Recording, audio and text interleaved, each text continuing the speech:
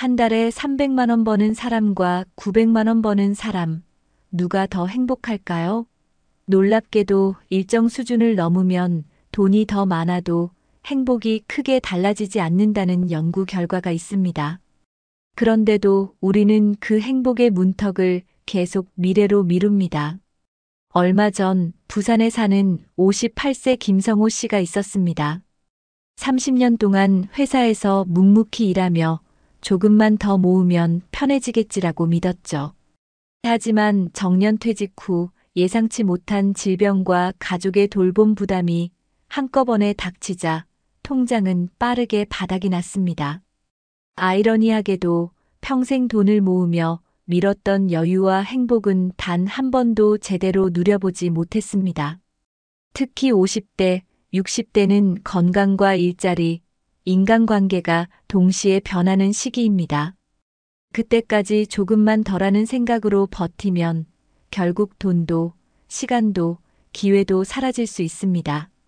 오늘 영상에서는 한 달 얼마면 행복할 수 있는지, 그리고 지금 가진 돈 안에서도 삶을 만족스럽게 바꾸는 방법을 알려드리겠습니다. 이미 많은 분들이 이 방법으로 인생의 균형을 되찾았습니다. 이번 이야기를 놓친다면 그 행복의 문턱을 평생 넘지 못할 수도 있습니다. 지금부터 시작합니다. 본격적인 영상 시작 전에 구독과 좋아요는 영상 제작에 정말로 큰 힘이 됩니다. 또한 오늘의 영상에는 위에 말씀드린 내용과 관련된 대한민국에서 일어나고 있는 비참한 사례 한 가지와 그와 반대되는 사례를 소개해드리겠습니다. 여러분들이 다 들어보시고 어느 쪽이 내가 원하는 노후의 인생인지 생각해 보시는 시간이 되시기 바라겠습니다. 올해로 61가 된 이정호 씨는 한때 영업의 달인이라 불렸던 사람이다. 중견기업 영업팀에서 30년을 버텼고 마지막 직함은 부장이었다. 매출 목표를 달성하면 팀원들과 회식을 하고 주말이면 거래처 사람들과 골프를 쳤다. 집 현관 한쪽 구석에는 15년 넘게 사용한 골프백이 아직도 서 있다. 손잡이는 닳아 가죽이 벗겨졌고 바퀴는 한쪽이 틀어져 있다. 그 골프백을 볼 때마다 정호 씨는 회사 다니던 시절을 떠올린다. 한 달에 얼마를 벌면 행복한지에 대해선 생각조차 없던, 오직 다음 달 실적과 올해 인센티브만이 머릿속을 채우던 시절이었다. 퇴직은 갑작스럽게 찾아왔다. 회사의 구조조정 발표가 있던 날 인사팀에서 부른 전화를 받고 그는 머릿속이 하얘졌다. 부장님, 이번에 명예퇴직 대상에 포함되셨습니다. 그 한마디가 30년 커리어의 마침표였다. 위로금과 퇴직금, 그리고 자녀 연차 수당까지 합쳐 2억 2천만 원을 받았다. 그 돈을 손에 쥐었을 때 처음엔 안도감이 들었다. 이 정도면 앞으로 한 달에 300만 원만 써도 10년은 버틸 수 있겠지. 그는 이렇게 계산하며 아내와 함께 저녁에 고깃집에 가서 소주 한 잔을 기울였다. 여보, 이제 우리도 여행 다니고 건강검진도 자주 받고 그동안 못한 거 하자. 아내의 말에 정호 씨는 고개를 끄덕였다. 그때만 해도 한 달에 얼마를 써야 행복한지 따지는 건 사치처럼 느껴졌다. 하지만 불과 2년이 채 지나지 않아 그 계산은 무너졌다. 첫 해에는 부부가 유럽 여행을 다녀왔다. 딸의 결혼 비용도 5천만 원 보탰다. 아들 대학 등록금, 주택 보증금 지원, 명절 때마다 오가는 현금 봉투. 생활비는 생각보다 훨씬 많이 나갔다. 전기세, 가스비, 관리비는 매년 올랐고 2025년 들어 전기요금이 또 인상된다는 뉴스를 보며 아내가 한숨을 쉬었다. 여보, 지난달 생활비가 450만 원이나 나왔어. 이대로 가면 몇 년 안에 퇴직금 다 쓰겠어? 아내의 말이 뼈에 사무쳤다. 정호 씨는 가만히 낡은 골프백을 바라봤다. 퇴직 후 한 번도 필드에 나간 적이 없다. 골프장 그린 위에서 스윙을 하던 그 시절, 한 달에 얼마가 있어야 행복한지는 중요하지 않았다. 그저 회사 카드로 계산을 하고 접대 후 남은 술값은 사비로 메우던 시절이었다. 그러던 어느 날 오랜만에 대학 동기 모임이 있었다. 모임 장소는 강남의 한 고깃집.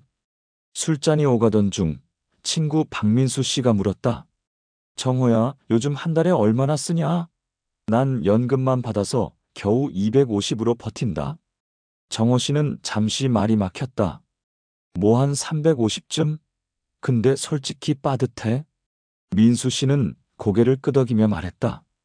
그게 우리 나이의 현실이야. 물가가 이렇게 오르는데 행복하려면 쓰는 돈이 점점 늘어. 근데 수입은 안 늘잖아. 그 말에 테이블 위 공기가 잠시 가라앉았다. 집에 돌아오는 길, 정호 씨는 지하철 창밖을 멍하니 바라봤다. 퇴직 전엔 한 달에 1,000만 원 가까이 벌던 시절도 있었지만 그때도 행복하다고 느낀 순간이 많지 않았다. 성공해야 한다는 압박, 목표를 달성해야 한다는 부담이 마음을 짓눌렀다. 그런데 지금은 돈이 줄었고 압박도 줄었지만 마음 한켠의 불안은 여전했다. 한 달에 도대체 얼마를 벌어야 편안하게 살 수 있는 걸까? 내가 원하는 행복은 돈으로만 살 수 있는 걸까? 그날 저녁 아내와 마주 앉아 대화를 나눴다. 여보, 우리 앞으로 한 달 생활비를 300으로 맞춰보자. 아내는 잠시 생각하더니 말했다. 가능은 하겠지? 근데 그렇게 줄이면 여행도 못 가고 외식도 줄어들고 애들한테 챙겨주는 것도 줄어들 거야. 정호 씨는 고개를 끄덕였다. 행복을 유지하려면 돈만이 아니라 함께 웃을 시간과 관계가 필요하다는 걸 머리로는 알고 있었지만 마음은 여전히 계산기를 두드리고 있었다. 며칠 뒤 정호 씨는 동네 도서관에서 열린 무료 경제 강연에 참석했다. 주제는 퇴직 후 가게 운영과 행복의 균형이었다. 강연을 맡은 재무 상담가는 그래프 한 장을 띄우며 설명했다. 2025년 현재 통계청 자료에 따르면 60대 가구의 월 평균 소비 지출은 약 310만 원입니다. 그중 절반 이상이 주거비와 식료품, 의료비입니다. 특히 의료비 비중은 10년 전보다 2배 이상 올랐습니다. 정호 씨는 메모를 하다 손을 멈췄다. 지금 자신이 지출하는 금액과 크게 다르지 않았다. 상담가는 말을 이었다. 여기서 중요한 건 행복을 느끼는 체감 소득입니다. 연구에 따르면 월 소득이 500만 원에 이를 때까지는 만족도가 빠르게 상승하지만 그 이후부터는 증가폭이 완만해집니다. 그리고 소득보다 더 강하게 행복에 영향을 미치는 건 관계와 건강입니다. 강연이 끝난 후 그는 상담가와 잠시 대화를 나눴다. 저는 퇴직금이 있었지만 이제 절반 가까이 줄었어요. 앞으로 어떻게 계획을 세워야 할까요? 상담가는 조용히 웃으며 말했다. 부장님, 돈은 속도를 조절하는 브레이크고 관계와 건강은 엔진입니다.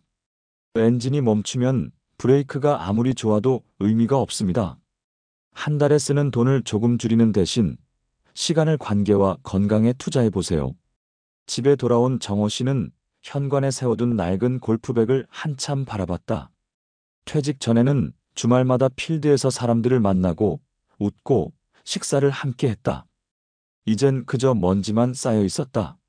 그는 문득 돈이 줄어든 이후 끊긴 건 골프가 아니라 사람이라는 걸 깨달았다. 그 주말 그는 오랜만에 골프 모임 단체방에 메시지를 남겼다. 다음 주에 시간 되는 사람, 가까운 파삼라도 갑시다. 비용은 제가 냅니다. 응답은 의외로 빨랐다. 부장님, 진짜 오랜만이네요. 저 갑니다. 저도요. 부장님 보고 싶었어요. 다음 주 토요일, 낡은 골프백을 끌고 나간 정호 씨는 그동안 잊고 있던 웃음을 되찾았다. 게임이 끝난 뒤 식당에서 동료들과 나눈 대화는 단순한 근황이 아니라 서로의 안부와 건강을 묻는 따뜻한 말들이었다. 며칠 뒤 그는 아내와 가계부를 함께 보며 말했다. 여보, 앞으로 생활비를 320만 원 정도로 맞춰보자.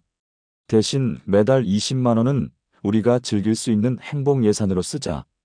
여행, 운동, 친구 만나기 뭐든 좋아. 아내는 잠시 생각하다가 웃었다. 그래, 그렇게 하면 우리 숨통도 트이고 마음도 조금 여유로워지겠네. 그 결정을 한 달 동안 지켜본 결과 이상하게도 지출을 줄였는데도 불편하지 않았다. 오히려 사람을 만나고 웃는 시간이 늘어나면서 집안 공기도 한결 밝아졌다. 정호 씨는 여전히 가끔 계산기를 두드린다. 하지만 이제 한 달 얼마보다 한 달 어떻게가 더 중요한 기준이 됐다. 그는 말한다. 나는 한 달 500을 벌던 시절에도 불안했고 지금 320으로 살아도 가끔 걱정은 합니다.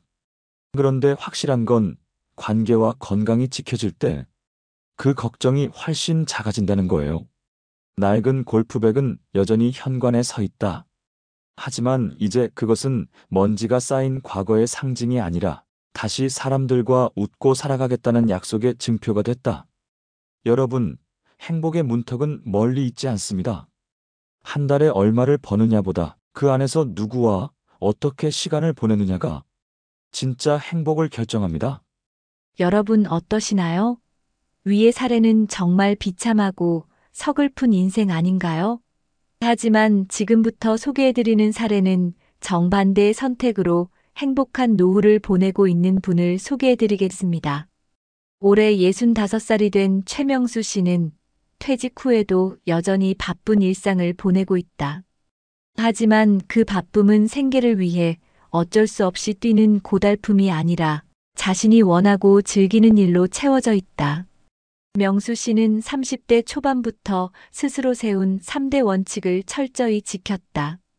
첫째, 소득의 30%는 무조건 노후를 위한 투자에 사용한다. 둘째, 부채는 절대 만들지 않는다.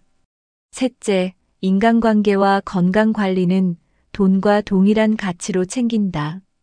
그는 제조업 회사의 기획팀에서 근무하며 한 달에 280만 원을 벌던 시절에도 매달 80만 원을 적립식 펀드와 연금 저축계좌에 나눠 넣었다. 당시 주변 동료들은 그 나이에 무슨 노후 준비냐며 웃었지만 명수 씨는 아랑곳하지 않았다. 돈은 시간이랑 복리의 힘으로 불리는 거야.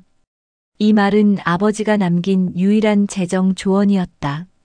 40대 후반 그는 연봉이 6천만 원을 넘기자 월 불이백을 150만 원까지 늘렸다.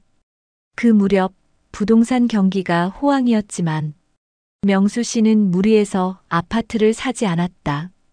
대신 전세로 살며 남는 돈을 채권과 해외 ETF 그리고 개인형 퇴직연금 IRP에 분산 투자했다. 퇴직 5년 전인 58세에 그는 자신의 자산 현황을 꼼꼼히 점검했다. 예금, 투자금, 퇴직연금을 합치니 이미 9억 원이 넘었고 여기에 30년 근속으로 받을 퇴직금 5억 원이 예정돼 있었다. 그는 마음이 놓였지만 여기서 멈추지 않았다. 돈이 많아도 건강이 무너지면 소용없다. 이 생각에 따라 주 3회 수영과 등산을 습관으로 만들었다. 가족과의 관계도 놓치지 않았다. 명수 씨 부부는 매주 토요일 아침 두 자녀와 함께 아침 식사를 했다. 대학생이던 아들과 직장인이던 딸도 이 시간을 지키려고 노력했다. 이런 가족 모임은 자녀가 결혼한 지금도 이어지고 있다.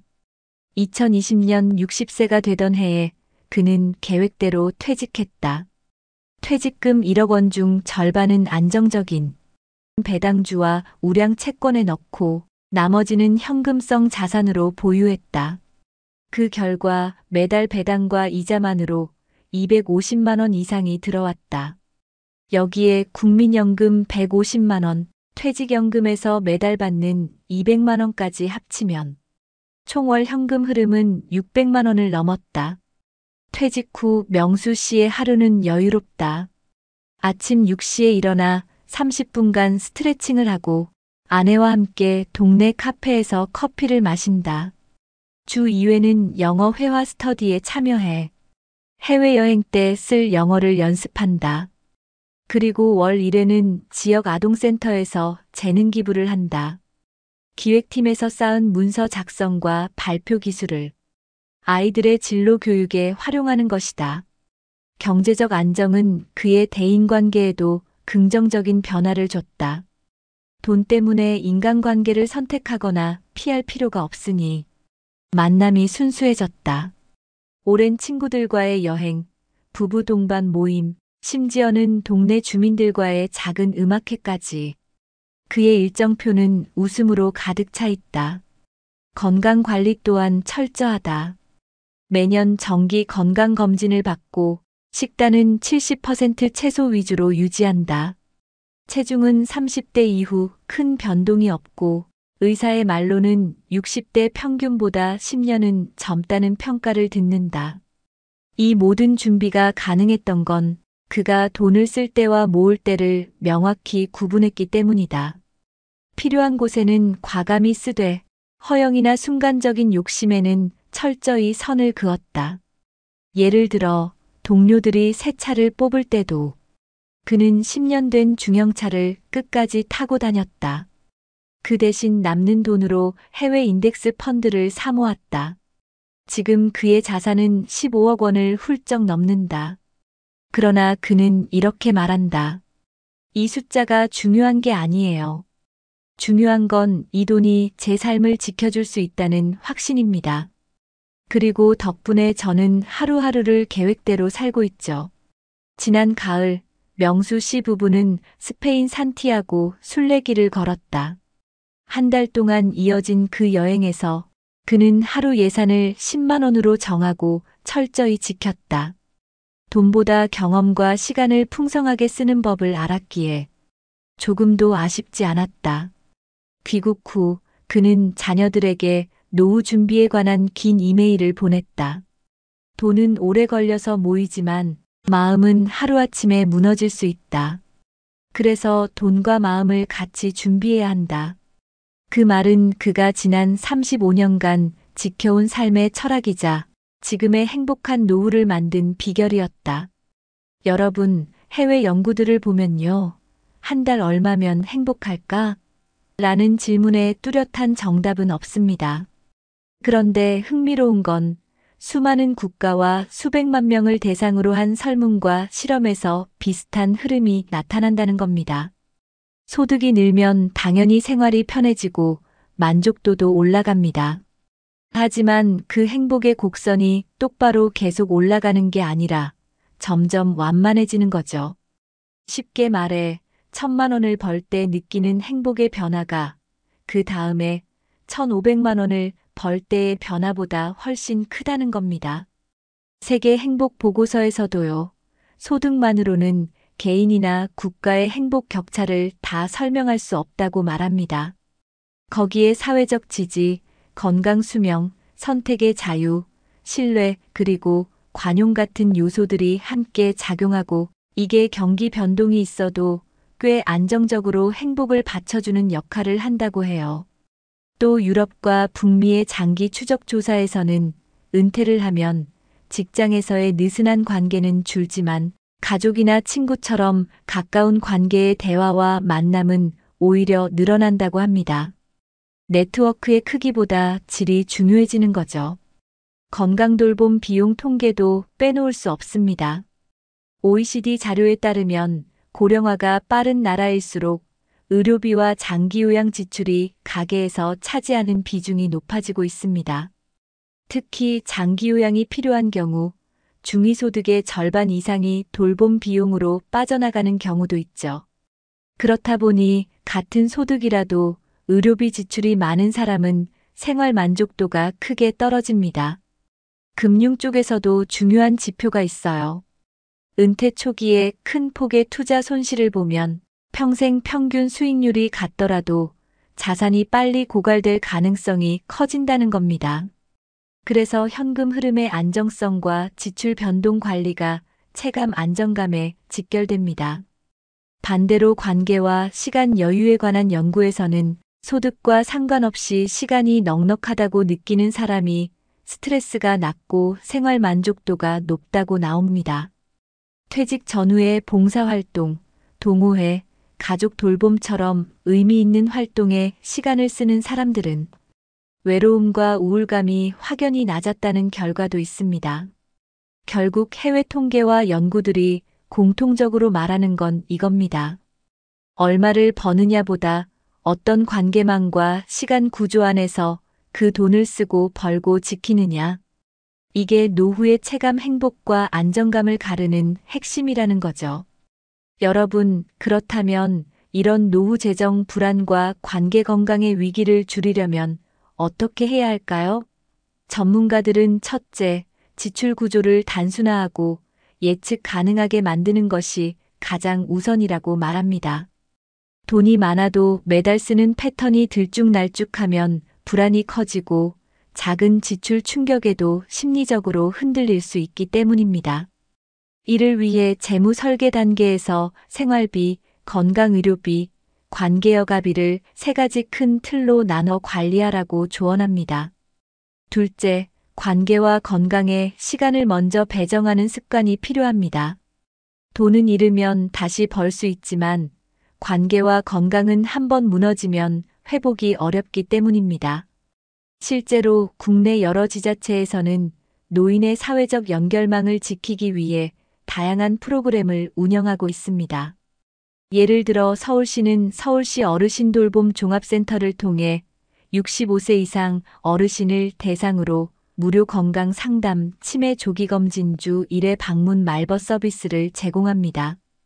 경기도의 경우 경기도 노인복지관 네트워크를 통해 요가, 수영, 합창 등 건강 취미 프로그램을 무료 또는 저렴한 비용으로 운영하고 있고, 부산시는 찾아가는 복지버스를 운행해 교통이 불편한 지역 어르신들에게 이동 검진과 복지 상담을 한 번에 제공합니다.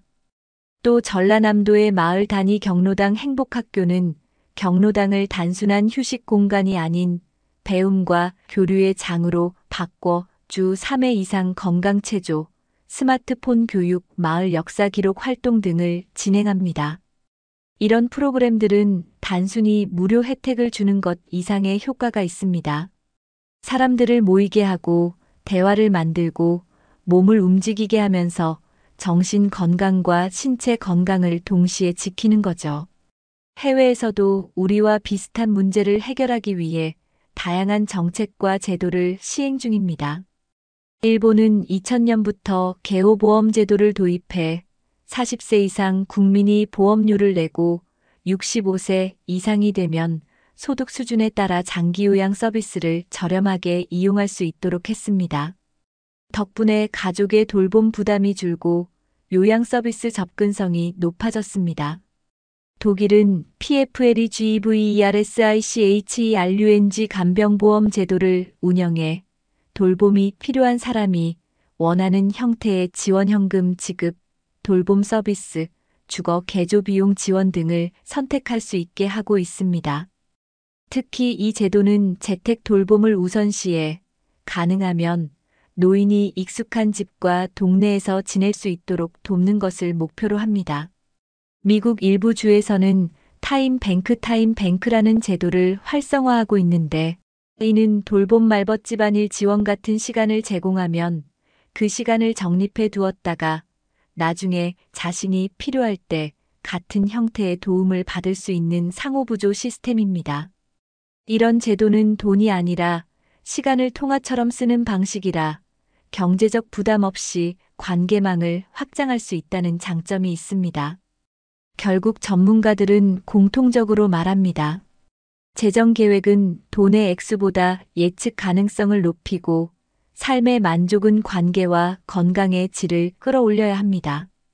우리 주변의 지자체 프로그램과 해외 제도를 참고해 당장 이번 달부터라도 한 가지는 실천해 보세요. 가까운 복지관에 가서 등록을 하고 매주 한 번 이상 누군가와 함께하는 시간을 약속하는 것부터 시작하는 겁니다. 그렇게 작은 행동이 쌓이면 불안한 노후는 서서히 안정과 여유를 찾게 될 것입니다. 한 평의 마당에도 꽃은 핀다. 마른 가지에도 봄은 온다. 마음이 머무는 곳에 행복이 머문다. 여러분, 오늘 우리는 두 사람의 인생을 보았습니다.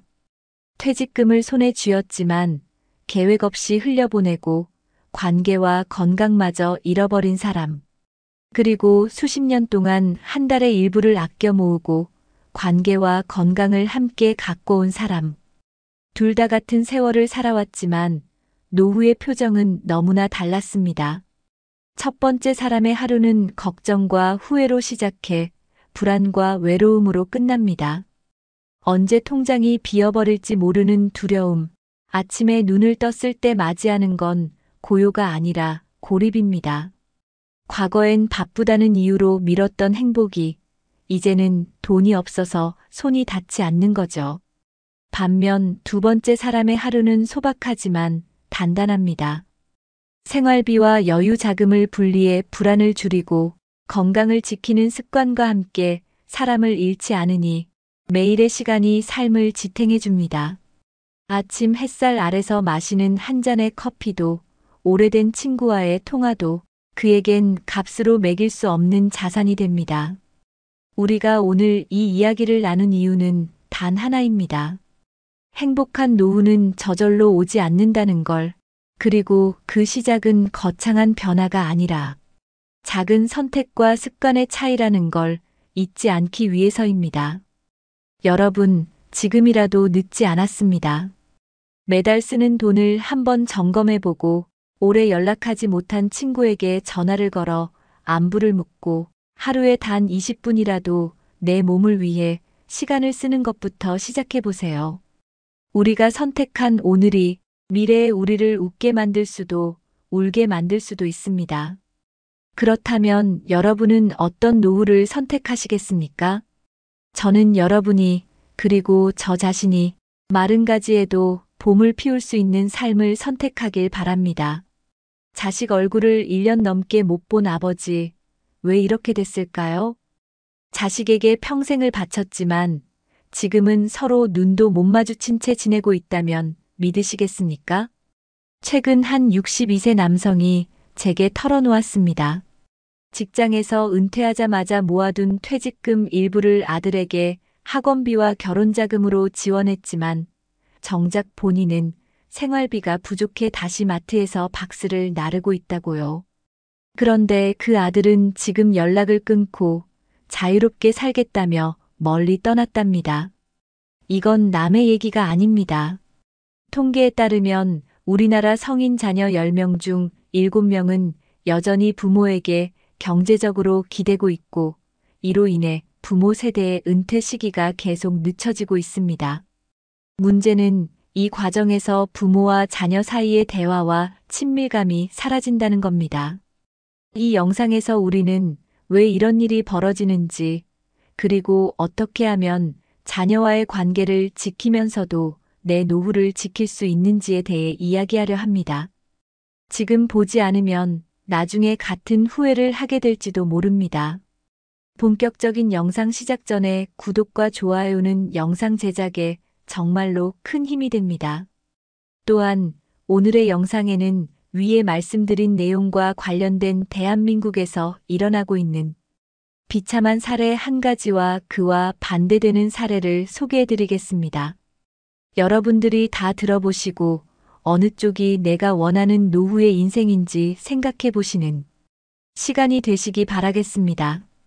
경남 창원의 한 오래된 골목, 겨울 끝자락인데도 한 남자가 얇고 바랜 반팔티 한 장에 몸을 맡긴 채 치킨 배달 박스를 찾고 있었다. 그의 이름은 윤재호. 30. 해넘게 치킨집을 운영했고 동네에서 재호 사장하면 모르는 이가 없을 정도였다. 하지만 지금 그는 치킨집 간판도 가마솥 튀김 냄새도 없이 창고 한쪽에서 배달 상자를 정리하고 있었다. 아버지, 이번 달 카드값 좀. 전화기 너머로 들려오는 둘째 아들 준혁의 목소리는 늘 그랬듯 빠르고 단호했다. 윤재호 씨는 잠시 눈을 감았다가 굳은 손으로 바지 주머니를 더듬어 남은 잔액을 확인했다. 이번 달에 이미 큰아들 결혼자금 보태준 것만 해도 5천만 원이 넘었는데 둘째의 요청은 또다시 카드값이었다. 사실 재호 씨의 치킨집은 2021년 이후 상황이 급격히 나빠졌다. 배달앱 수수료, 원자재값 폭등, 인건비까지 겹쳐가게는 버티기 힘든 지경에 이르렀다. 2023년 여름 더 이상 빚을 늘릴 수 없어. 결국 가게 문을 닫았다. 그때부터 그는 퇴직금 비슷하게 모아둔 6,200만 원으로 생활을 이어갔다. 하지만 그 돈은 자식들의 결혼자금과 생활비 지원으로 절반 이상이 금세 사라졌다. 큰아들 민수는 직장을 다니다 코로나 이후 구조조정으로 퇴직했고 당분간 사업 준비라며 부모 집에 들어왔다. 그때부터 전기세, 가스비, 식비까지 몽땅 부모 카드로 나갔다. 민수는 집에서 온라인 강의를 듣고 주말이면 친구들과 등산을 가거나 낚시를 다녔다. 재호 씨가 일이라도 좀 해보라고 말하면 아버지, 요즘 세상 몰라서 그래. 준비 안 하고 나갔다가 망하는 거 한순간이야 라며 웃어넘겼다. 둘째 준혁은 사정이 더 복잡했다. 직장 생활을 하다가 주식 투자에 손을 댔는데 2024년 주식시장 폭락으로 수천만 원의 빚을 지게 됐다. 그는 아버지에게 이번만 도와주면 다시는 안 그럴 게라고 약속했지만 그 약속은 3달도 못 갔다. 카드값 연체, 대출 이자, 독촉장, 그리고 사채 전화까지 집으로 걸려오기 시작했다. 재호 씨는 그때마다 허름한 반팔티 차림으로 은행을 오가며 대출 상환 연기를 요청했다. 가장 뼈아픈 건 이 모든 상황이 가족끼리의 대화마저 앗아갔다는 거였다. 저녁 식탁에 앉아도 자식들은 휴대폰 화면만 바라봤다. 아버지, 나중에 얘기해요. 지금 바빠요. 그 한마디에 재호 씨는 숟가락을 내려놓고 방으로 들어갔다. 방 한쪽 옷걸이에 걸린 목이 늘어나고 기름때가 밴 허름한 반팔티가 그의 시선을 붙잡았다. 그 옷은 치킨집을 처음 열었던 1995년에 입던 유니폼이었다. 그때는 그 옷을 입고 기름이 튀어도 손님이 몰려와 정신이 없어도 행복했었다. 그 반팔티를 바라보며 재호 씨는 한숨을 내쉬었다. 내가 뭘 잘못했길래 애들이 이렇게 된 걸까? 주변 친구들도 비슷한 처지였다. 같이 치킨집 하던 친구는 큰딸 전세금 보태주다 보니 자기 집을 팔아야 했다고 했고, 옆 동네 철물점 사장은 사위 사업 자금으로 빌려준 돈을 못 받아 결국 폐업했다. 모두가 자식이 잘 되길 바랐는 대로 이야기를 시작했지만 끝은 늘 허탈했다. 윤재호 씨 집 거실 한 구석에는 아직도 배달 앱에서 쓰던 헬멧과 치킨 박스가 쌓여 있었다. 그 옆에는 무거운 전기밥솥과 쌀 포대가 놓여 있었는데 그 쌀의 절반은 둘째가 월세 사는 원룸으로 가져간 뒤였다. 아버지, 요즘 쌀값 올라서요. 집에서 좀 가져가도 되죠? 그 질문에 재호 씨는 말없이 고개만 끄덕였다. 문제는 재호 씨의 건강도 빠르게 나빠지고 있다는 점이었다. 허리 통증은 오래전부터 있었지만 무거운 상자를 옮기다 보니 더 심해졌다. 병원에 가면 의사는 일을 줄이라고 하지만 그는 웃으며 말했다.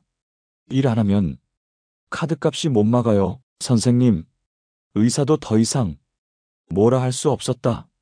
그의 하루는 이렇게 흘렀다.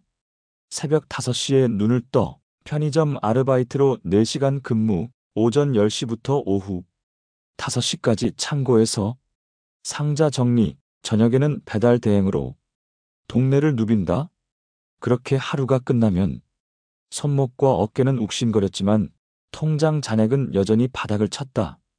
그 와중에 둘째 준혁이 또 전화를 걸어왔다. 아버지, 급하게 100만 원만 보내주세요. 진짜 이번이 마지막이에요. 재호 씨는 대답 대신 창문 밖을 바라봤다. 어둠 속에서 반사되는 가로등 불빛이 허름한 반팔티 위로 스며들었다. 그 옷은 점점 더 낡아가고 있었고 마치 그의 마음처럼 해지고 있었다. 그날 밤 재호 씨는 방 한구석에서 허름한 반팔티를 다시 꺼내들었다. 옷감은 곳곳이 해져 있었고 기름 얼룩은 아무리 빨아도 지워지지 않았다. 그 옷을 손에 쥐고 있자 가게를 처음 열던 날이 떠올랐다. 손님들이 줄을 서고 닭이 튀겨지는 소리가 매장 안을 가득 채웠던 그 시절. 하지만 지금 그의 손끝은 옛날의 기름 냄새 대신 세제와 먼지 냄새만이 감돌았다. 다음 날 아침 문간에서 누군가 초인종을 눌렀다. 배달기사였다. 소포 상자에는 즉석밥 12개, 라면 20봉이라고 적혀 있었다. 보낸 사람은 큰아들 민수였다. 전화가 바로 걸려왔다. 아버지, 요즘 바쁘실 텐데 식사라도 챙기시라고 보냈어요. 그 말에 잠시 마음이 풀리는 듯 했지만 곧 민수의 다음 말이 이어졌다. 그리고 이번 달 전기요금이 많이 나왔는데 조금만 보태주실 수 있을까요? 그 순간 재호 씨의 표정은 굳어졌다. 따뜻함과 무거움이 동시에 밀려왔다. 저녁이 되자 둘째 준혁이 집에 들렀다. 바깥바람을 막는 두꺼운 외투를 입고 있었지만 얼굴은 창백했다. 아버지, 오늘 집에 잠깐 있어도 돼요? 원룸 보일러가 고장나서요. 재호 씨는 말없이 끄덕였지만 준혁이 들어선 순간부터 거실 공기는 무거워졌다. TV에서는 뉴스가 흘러나왔다. 2025년 성인 자녀 부양으로 인한 부모 세대의 노후 불안 심화. 앵커의 목소리가 날카롭게 울렸다. 준혁은 뉴스 화면을 슬쩍 보더니 리모컨으로 채널을 돌렸다. 아버지, 이런 얘기는 안 듣는 게 좋아요. 괜히 기분만 상하잖아요. 밤 9시가 넘자 큰아들 민수에게서 또 전화가 왔다. 아버지, 이번 주말에 애들 데리고 집에 가도 될까요? 집 근처 놀이터에서 놀게. 말은 그렇게 시작됐지만 대화 끝에는 혹시 생활비 조금만이란 부탁이 따라왔다. 재호 씨는 그날 하루 3번이나 조금만이라는 말을 들었다. 하지만 그의 통장은 이미 이번 달 관리비조차 내기 어려운 상태였다. 며칠 뒤 재호 씨는 오래전 치킨집 단골 손님이었던 이웃 최 사장을 마트 앞에서 만났다. 서로 반가워 인사를 나누다 보니 대화는 자연스럽게 차식 이야기로 흘렀다.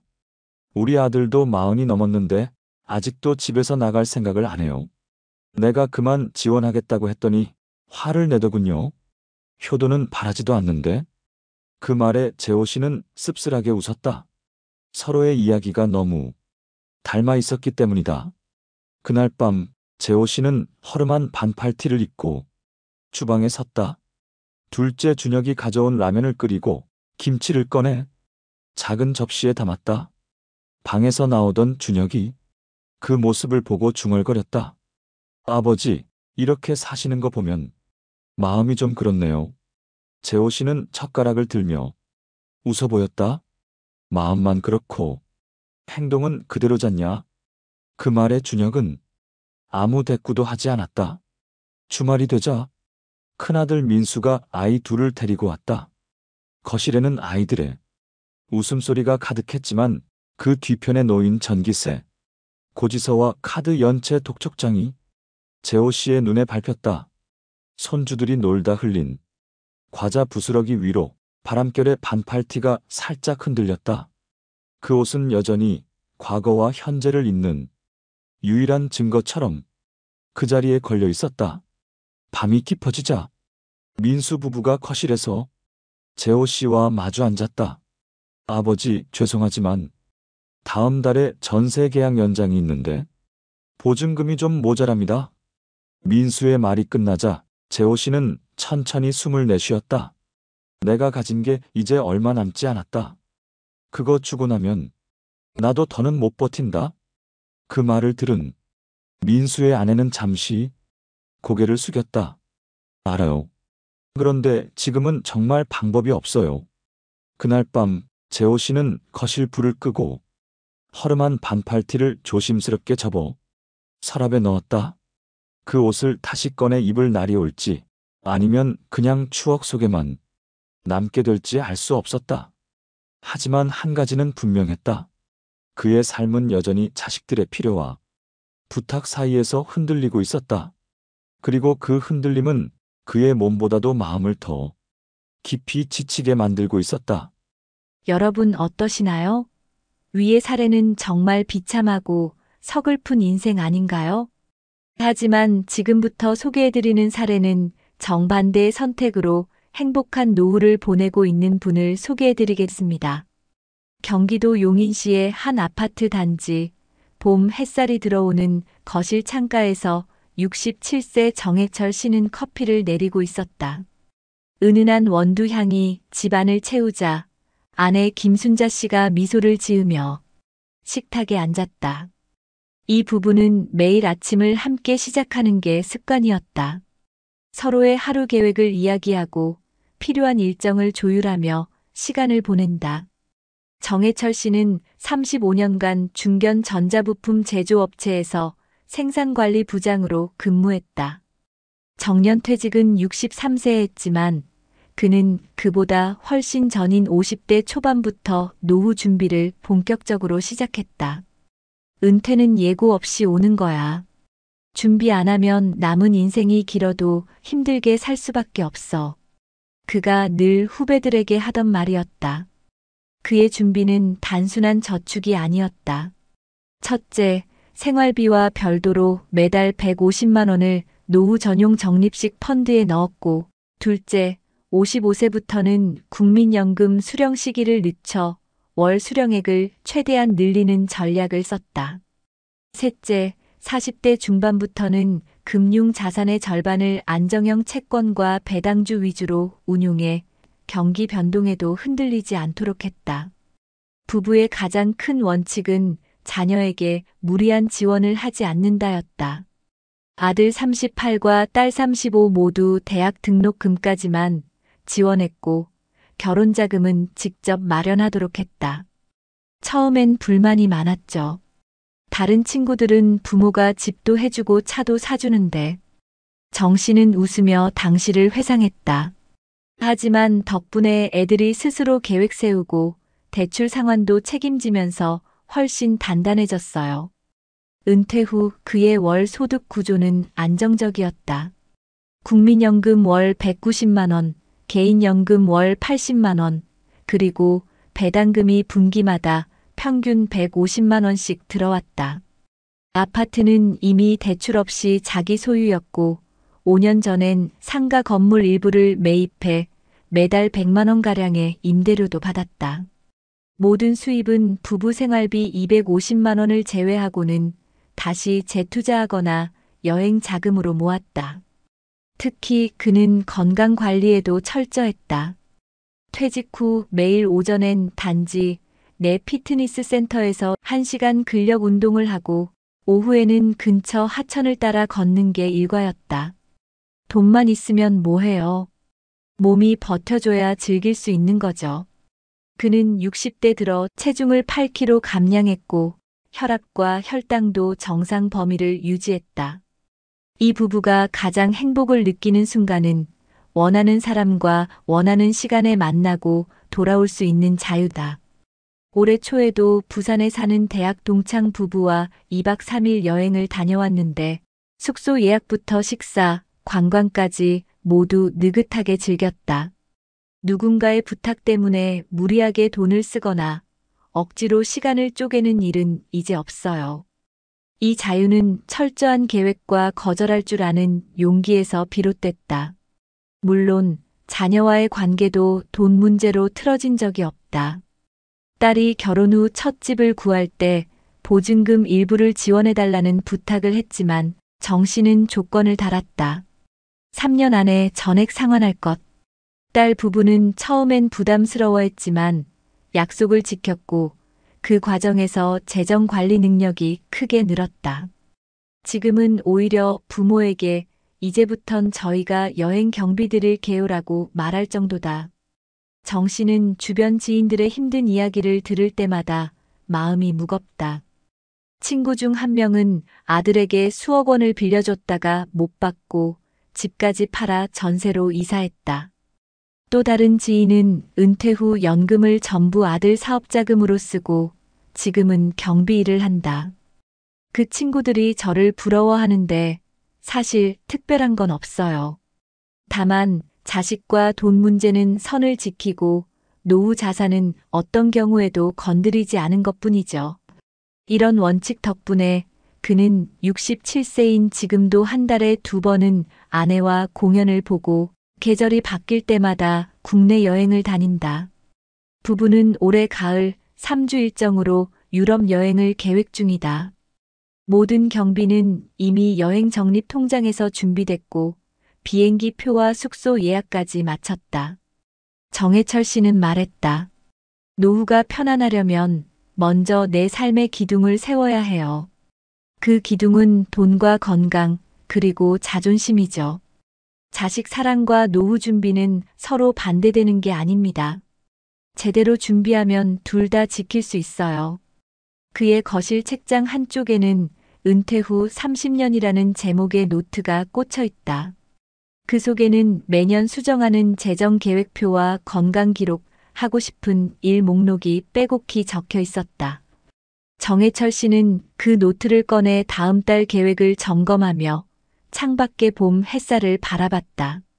창가에 걸린 커튼 사이로 들어온 빛이 그의 노후처럼 따뜻하고 안정적으로 느껴졌다. 여러분, 혹시 아세요? 성인 자녀가 부모와 함께 사는 현상은 한국만의 이야기가 아닙니다. 해외 자료를 보면 미국에서는 2023년 기준 25세에서 34세 사이 청년의 약 5명 중 1명이 여전히 부모 집에 살고 있습니다. 특히 남성의 비율이 여성보다 높게 나타나는데 경제 불확실성과 주거비 부담이 가장 큰 이유로 꼽혔습니다. 영국 역시 상황은 비슷합니다. 25세에서 34세 남성의 약 23%, 여성의 15%가 부모와 동거하고 있고 일부 지역에서는 이 수치가 더 높습니다. 유럽연합 전체를 보면 부모 집을 떠나는 평균 나이가 26세를 넘어섰고 일부 국가는 30세를 훌쩍 넘기기도 합니다. 예를 들어 북유럽 국가 중 하나는 평균 독립 나이가 21세지만 남유럽 일부 국가는 31세를 기록하고 있습니다. 이 차이는 주거시장 구조, 노동환경, 문화적 요인이 복합적으로 작용한 결과라고 합니다. 주거 환경과 비용 문제를 보면 더 명확해집니다. 유럽연합 통계에 따르면 15세에서 29세 청년층의 약 26%가 과밀주거 환경에 살고 있고 10% 이상은 소득의 40% 이상을 주거비로 지출하는 주거비 과부담 상태에 놓여 있습니다. 주거비 부담이 크면 독립 시기가 늦어질 수밖에 없습니다. 실제로 영국에서는 부모은행이라는 표현이 유행하고 있는데 2023년 한 해에만 부모나 가족이 자녀의 주택 구입을 돕는 거래가 30만 건 이상 발생했고 지원 금액 총합은 80억 파운드를 넘어섰습니다. 평균 지원액도 약 2만 7천 파운드로 결코 적지 않은 규모입니다.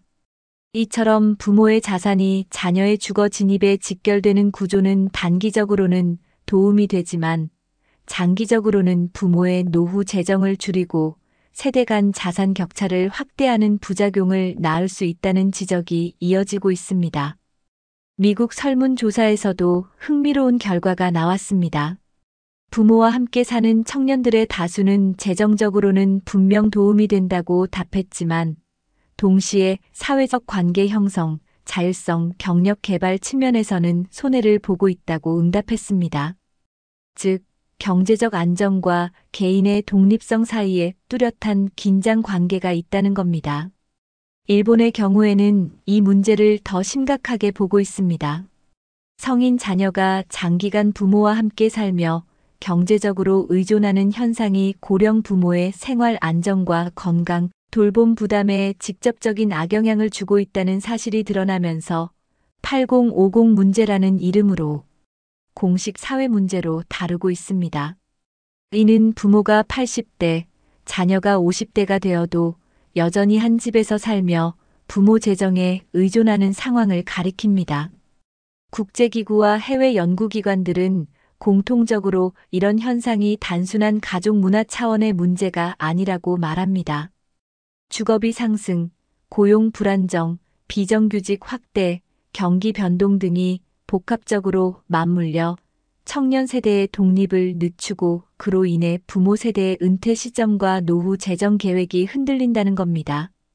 특히 부모 세대가 자녀 지원을 위해 자신의 연금, 저축, 투자 자산을 조기에 소진하면 장기적으로는 부모 본인의 생활 안정성이 크게 떨어질 수 있습니다.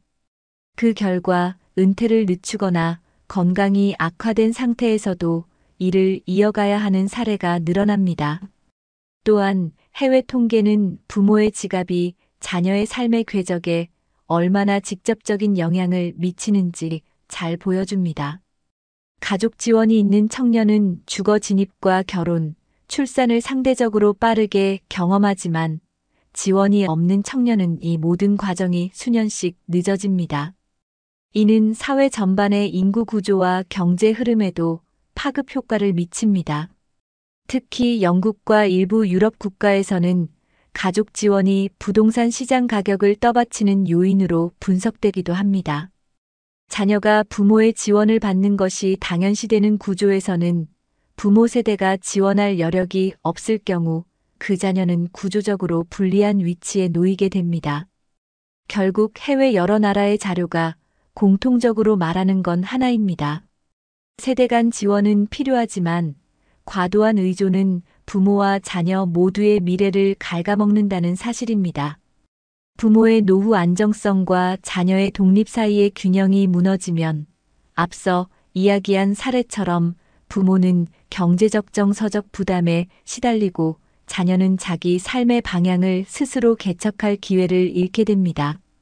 이는 특정 나라의 예외적인 문제가 아니라 미국, 영국, 유럽연합, 일본 등 다양한 국가에서 확인된 보편적 흐름이며 그 결과와 위험성은 국경을 넘어 유사하게 나타나고 있습니다.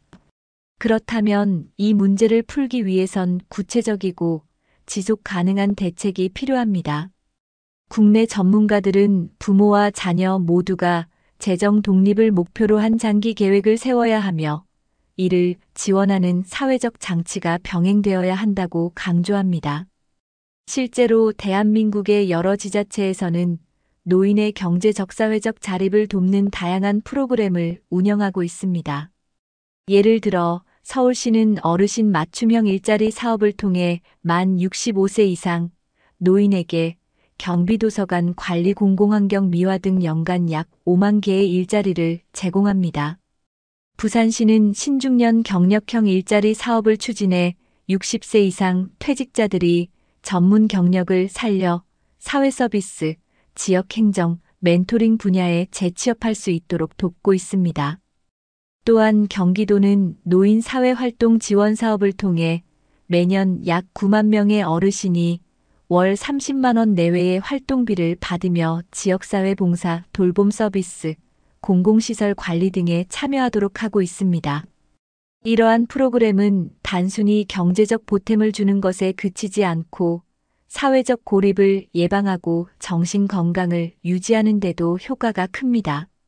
한편 해외에서도 비슷한 문제를 해결하기 위한 제도가 활발히 운영되고 있습니다. 일본은 생애 현역 사회를 표방하며 70세 이후에도 근로 기회를 보장하는 법을 제정해 기업이 고령자의 재고용을 의무적으로 검토하도록 하고 정부는 지역별 고령자 취업센터를 운영해 맞춤형 직업 알선과 교육을 제공합니다. 영국은 세대 간 주거 프로그램 인터제너레이셔널 리빙 프로그램을 통해 주거 공간이 넓은 고령자와 청년층을 매칭하여 저렴한 임대료와 생활 도움을 맞바꾸는 구조를 만들었습니다. 이로써 청년의 주거비 부담을 줄이고 노인의 고립감을 완화하는 효과를 동시에 거두고 있습니다. 캐나다의 일부 주에서는 노인 재정 상담 서비스를 지방정부 차원에서 무상으로 제공하여 은퇴자들이 자산운용, 부채관리, 연금 수령 계획을 전문가와 함께 재점검할 수 있도록 돕고 있습니다. 국내에서도 이러한 해외 사례를 참고해 지자체 단위로 노후 재정 상담과 가족 재정 교육 프로그램을 확대하면 부모와 자녀 모두의 의존 관계를 줄이는 데 도움이 될 것입니다. 특히 부모 세대는 자신의 최소 생활비와 의료비, 주거비를 반드시 계산해 두고 그 범위 안에서만 자녀 지원을 하도록 재정 원칙을 세워야 하며 자녀 세대는 일정 기간 내에 경제적으로 독립하는 목표를 명확히 해야 합니다. 결국 부모와 자녀 모두가 독립적인 생활 기반을 갖추면서도 건강한 관계를 유지하려면 개인의 노력과 더불어 이를 뒷받침할 사회적 제도적 장치가 함께 마련되어야 합니다. 지금 이 순간에도 전국 곳곳의 복지관과 지자체 센터에서는 다양한 기회가 열려 있습니다. 중요한 건 먼저 발걸음을 옮겨 그 문을 두드리는 것입니다. 그것이 노후를 지키고 자녀와의 관계를 건강하게 유지하는 첫걸음이 될 것입니다. 허름한 반팔티 한 장, 낡은 옷걸이에 걸린 채 계절을 견디고 빛바랜 천의로 스민 세월의 냄새. 그 옆에 놓인 새벽 햇살처럼 반짝이는 새 셔츠 한 벌. 한 사람은 과거에 묶여 있고 또 다른 한 사람은 미래를 품고 있다. 여러분, 우리는 오늘 두 사람의 삶을 들었습니다. 하나는 자식 사랑이라는 이름으로 모든 것을 내어주고 남은 건 텅 빈 통장과 고단한 몸뿐인 삶이었습니다. 허름한 반팔티를 입고 새벽마다 무거운 상자를 옮기며 자식의 부탁에 고개를 끄덕일 수밖에 없었던 그 아버지. 그리고 또 한 사람, 젊은 날부터 자신의 노후를 지키기 위해 계획하고 원칙을 지켜왔더니 자녀를 사랑했지만 사랑이 빚이 되지 않도록 했고 그 결과 은퇴 후에도 웃으며 아침 커피를 마실 수 있었던 사람. 두 사람 모두 자식을 사랑했습니다. 하지만 한 사람은 그 사랑이 스스로를 무너뜨리는 족쇄가 되었고 다른 한 사람은 그 사랑을 서로를 지키는 울타리로 만들었습니다. 여러분, 우리도 선택할 수 있습니다. 언제까지나 허름한 반팔티를 붙잡고 살아갈 것인지 아니면 내 몸과 마음을 지켜주는 따뜻한 옷을 준비해두고 노후를 맞이할 것인지 지금부터라도 늦지 않았습니다. 내 노후를 위해 그리고 자녀의 진짜 독립을 위해 경계와 원칙을 세워야 합니다. 내 삶의 최소한을 지키고 자녀와의 관계에서는 사랑과 지지를 아끼지 않되 내 미래를 담보로 주지 않는 용기. 그 용기가 결국 나를 지키고 자녀를 성장시키는 가장 큰 선물이 될 것입니다. 여러분, 오늘 하루만이라도 거울 앞에 서서 스스로에게 물어보세요. 나는 어떤 옷을 입고 내 노후를 맞이하고 싶은가? 그 대답이 앞으로 여러분의 10년, 20년을 바꾸게 될 것입니다. 그리고 그 길 끝에는 내 손을 꼭 잡아주는 자녀의 미소와 마음 깊은 곳에서 오는 평안함이 기다리고 있을 것입니다. 혹시 알고 계셨나요? 한국 남성의 절반이 54세 이전에 첫 직장에서 밀려난다는 사실을. 그리고 그 후 절반 이상이 최저임금에 가까운 일자리로 간신히 생계를 이어간다는 현실을. 얼마 전 56세의 한 아버지가 있었습니다. 25년간 건설 현장에서 성실히 일했지만 갑작스러운 구조조정 통보 한 장에 하루아침에 실직자가 됐습니다. 퇴직금 일부는 대출 상환에 나머지는 대학생 아들의 등록금과 부모님의 병원비로 순식간에 사라졌죠. 석 달이 지나자 통장 잔액은 세 자릿수로 줄었고 생활비를 마련하기 위해 새벽 배송 일을 시작했습니다. 그러나 체력은 예전 같지 않고 하루 벌어 하루 버티는 나날이 이어졌습니다. 혹시 이 이야기가 남의 일 같으신가요? 대한민국 50대, 60대가 맞닥뜨리는 현실은 생각보다 훨씬 빠르고 훨씬 무겁게 다가옵니다. 평균 기대 수명은 83세를 넘겼지만 안정적인 수입은 50대 초반에 끊어집니다. 그 사이 공백을 메우지 못하면 길어진 노후는 버티기가 아니라 버거움으로 채워집니다. 하지만 지금부터라도 방향을 바꿀 수 있습니다.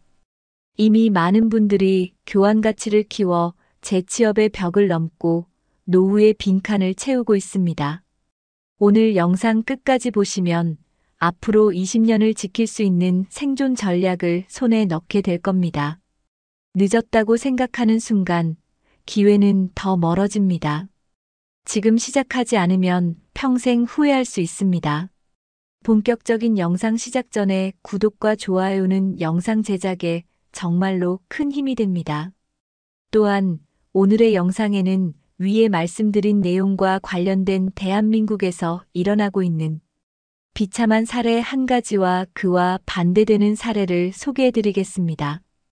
여러분들이 다 들어보시고 어느 쪽이 내가 원하는 노후의 인생인지 생각해 보시는 시간이 되시기 바라겠습니다. 아빠, 이 차 이제 바꿀 때 되지 않았어? 토요일 오전 주차장에 세워둔 10년 된 은색 소나타 옆에서 아들이 툭 던진 말이었다. 차체 곳곳에는 작은 흠집과 도색 벗겨짐이 있었고 핸들을 잡을 때마다 삐걱이는 소리가 귀에 거슬렸다. 그러나 그는 대답 대신 창문에 묻은 먼지를 손바닥으로 쓱 문질렀다. 박성만 씨는 작년 봄까지 서울의 한 중견 건설 회사에서 부장으로 근무했다. 27년 동안 현장을 뛰며 아침 일찍 출근해 밤늦게까지 보고서를 붙들고 살았다. 그는 스스로를 현장형 관리자라 불렀다. 아침 회의 전 안전모를 쓰고 현장을 둘러보는 게 몸에 밴 습관이었다. 그 생활이 평생 이어질 거라 믿었다.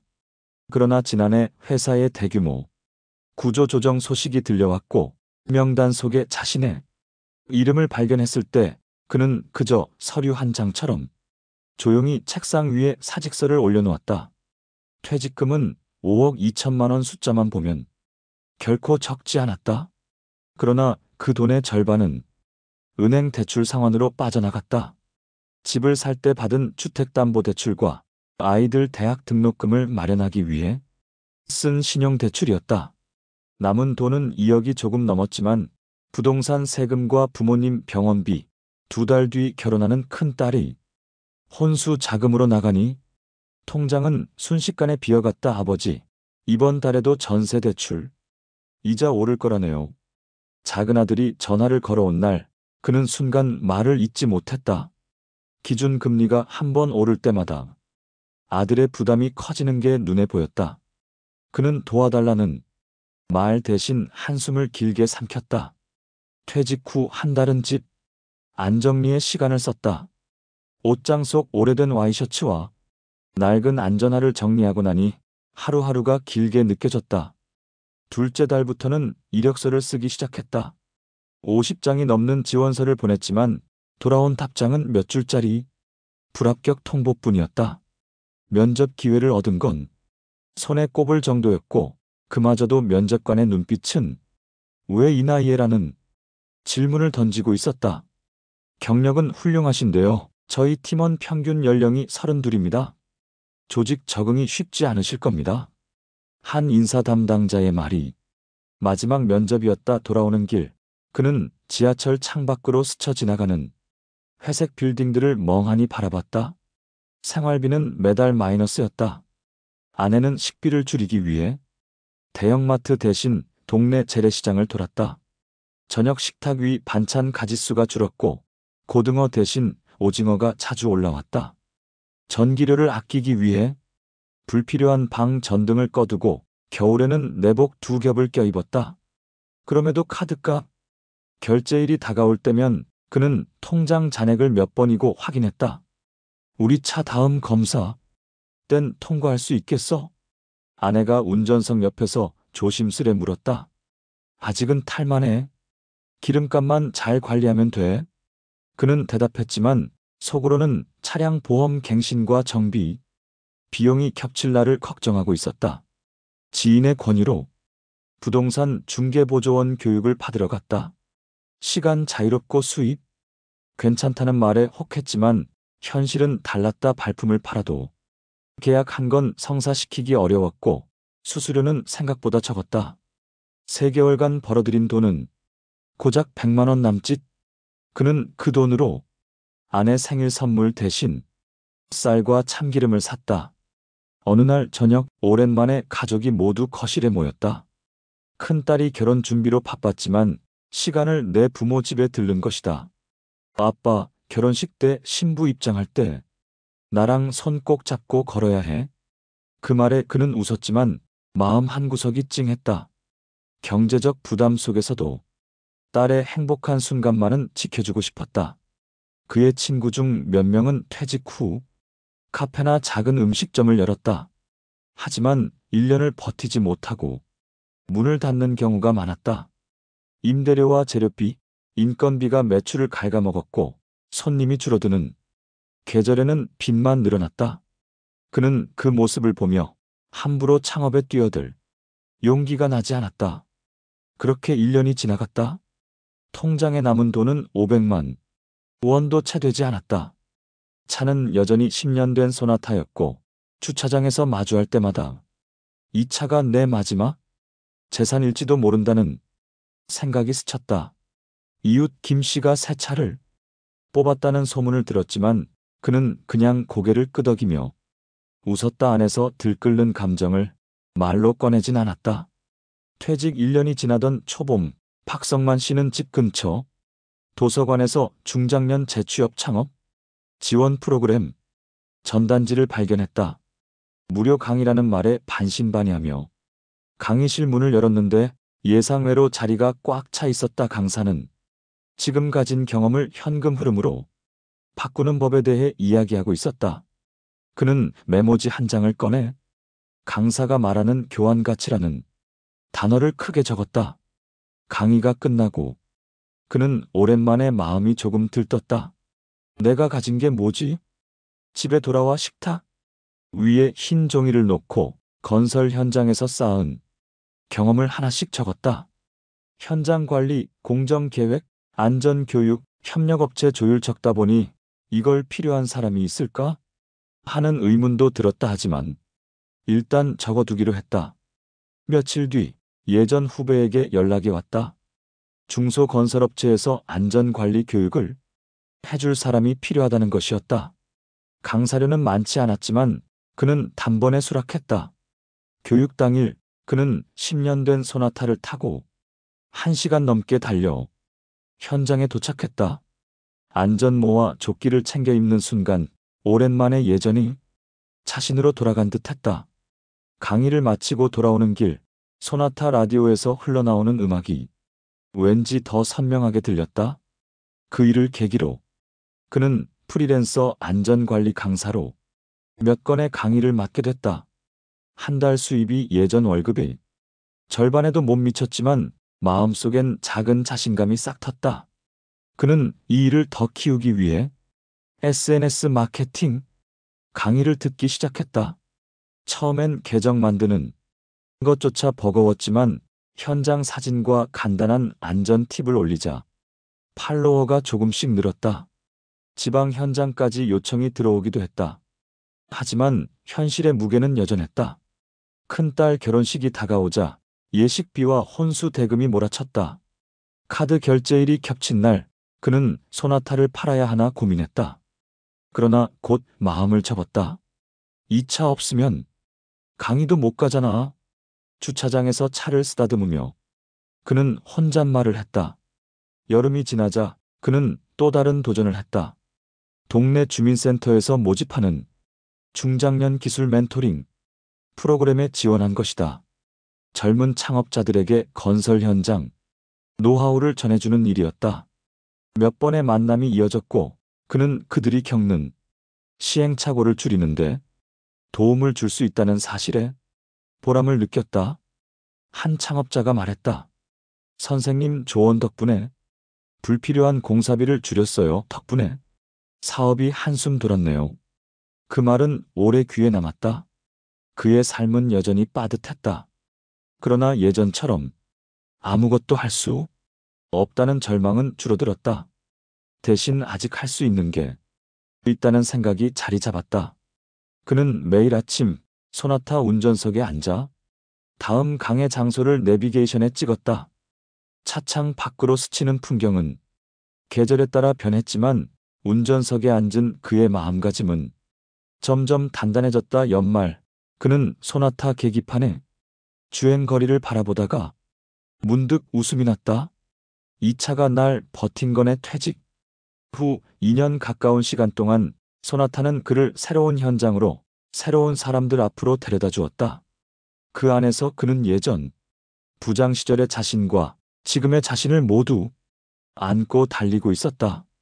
그날 저녁 가족들이 모인 식탁에서 그는 조심스레 말을 꺼냈다. 내년엔 우리 가족 다 같이 여행 가자. 올해 못 가도 돼? 하루라도 아내와 아이들은 고개를 끄덕이며 웃었다.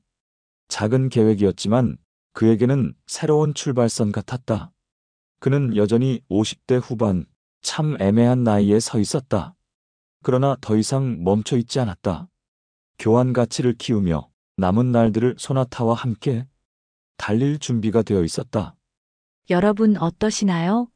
위의 사례는 정말 비참하고 서글픈 인생 아닌가요?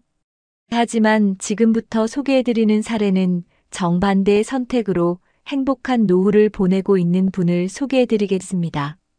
김정호 씨는 현재 강원도 평창의 작은 전원주택에서 아내와 함께 살고 있다. 마당에는 사과나무와 블루베리 나무가 줄지어 서 있고 봄이면 진달래와 철쭉이 담장을 물들인다. 아침 6시에 일어나면 그는 가장 먼저 텃밭으로 나가 감자를 확인하고 그 다음에는 주방 창가에 놓인 커피 머신을 켜 2잔의 커피를 내린다. 이 모든 일상은 그가 50대 초반부터 철저하게 준비해온 결과였다. 김 씨는 40대 후반까지 서울의 대기업 전자부품 회사에서 부장으로 근무했다. 당시 연봉은 업계 평균보다 높았지만 그는 소비를 절제하고 소득의 절반 이상을 저축이나 투자에 돌렸다. 30대부터 꾸준히 이어온 습관이었다. 사무실 점심시간마다 동료들이 새로 생긴 식당으로 몰려갈 때 그는 도시락을 챙겨 회사 옥상에서 식사했다. 술자리는 꼭 필요한 모임에만 참석했고 귀가길에는 지하철을 이용했다. 그의 철저한 재무 관리에는 이유가 있었다. 35살 때 아버지가 뇌졸중으로 쓰러져 장기간 요양 생활을 하게 됐다. 그때 가족이 겪었던 경제적 압박과 돌봄의 고통은 김 씨에게 깊은 교훈이 됐다.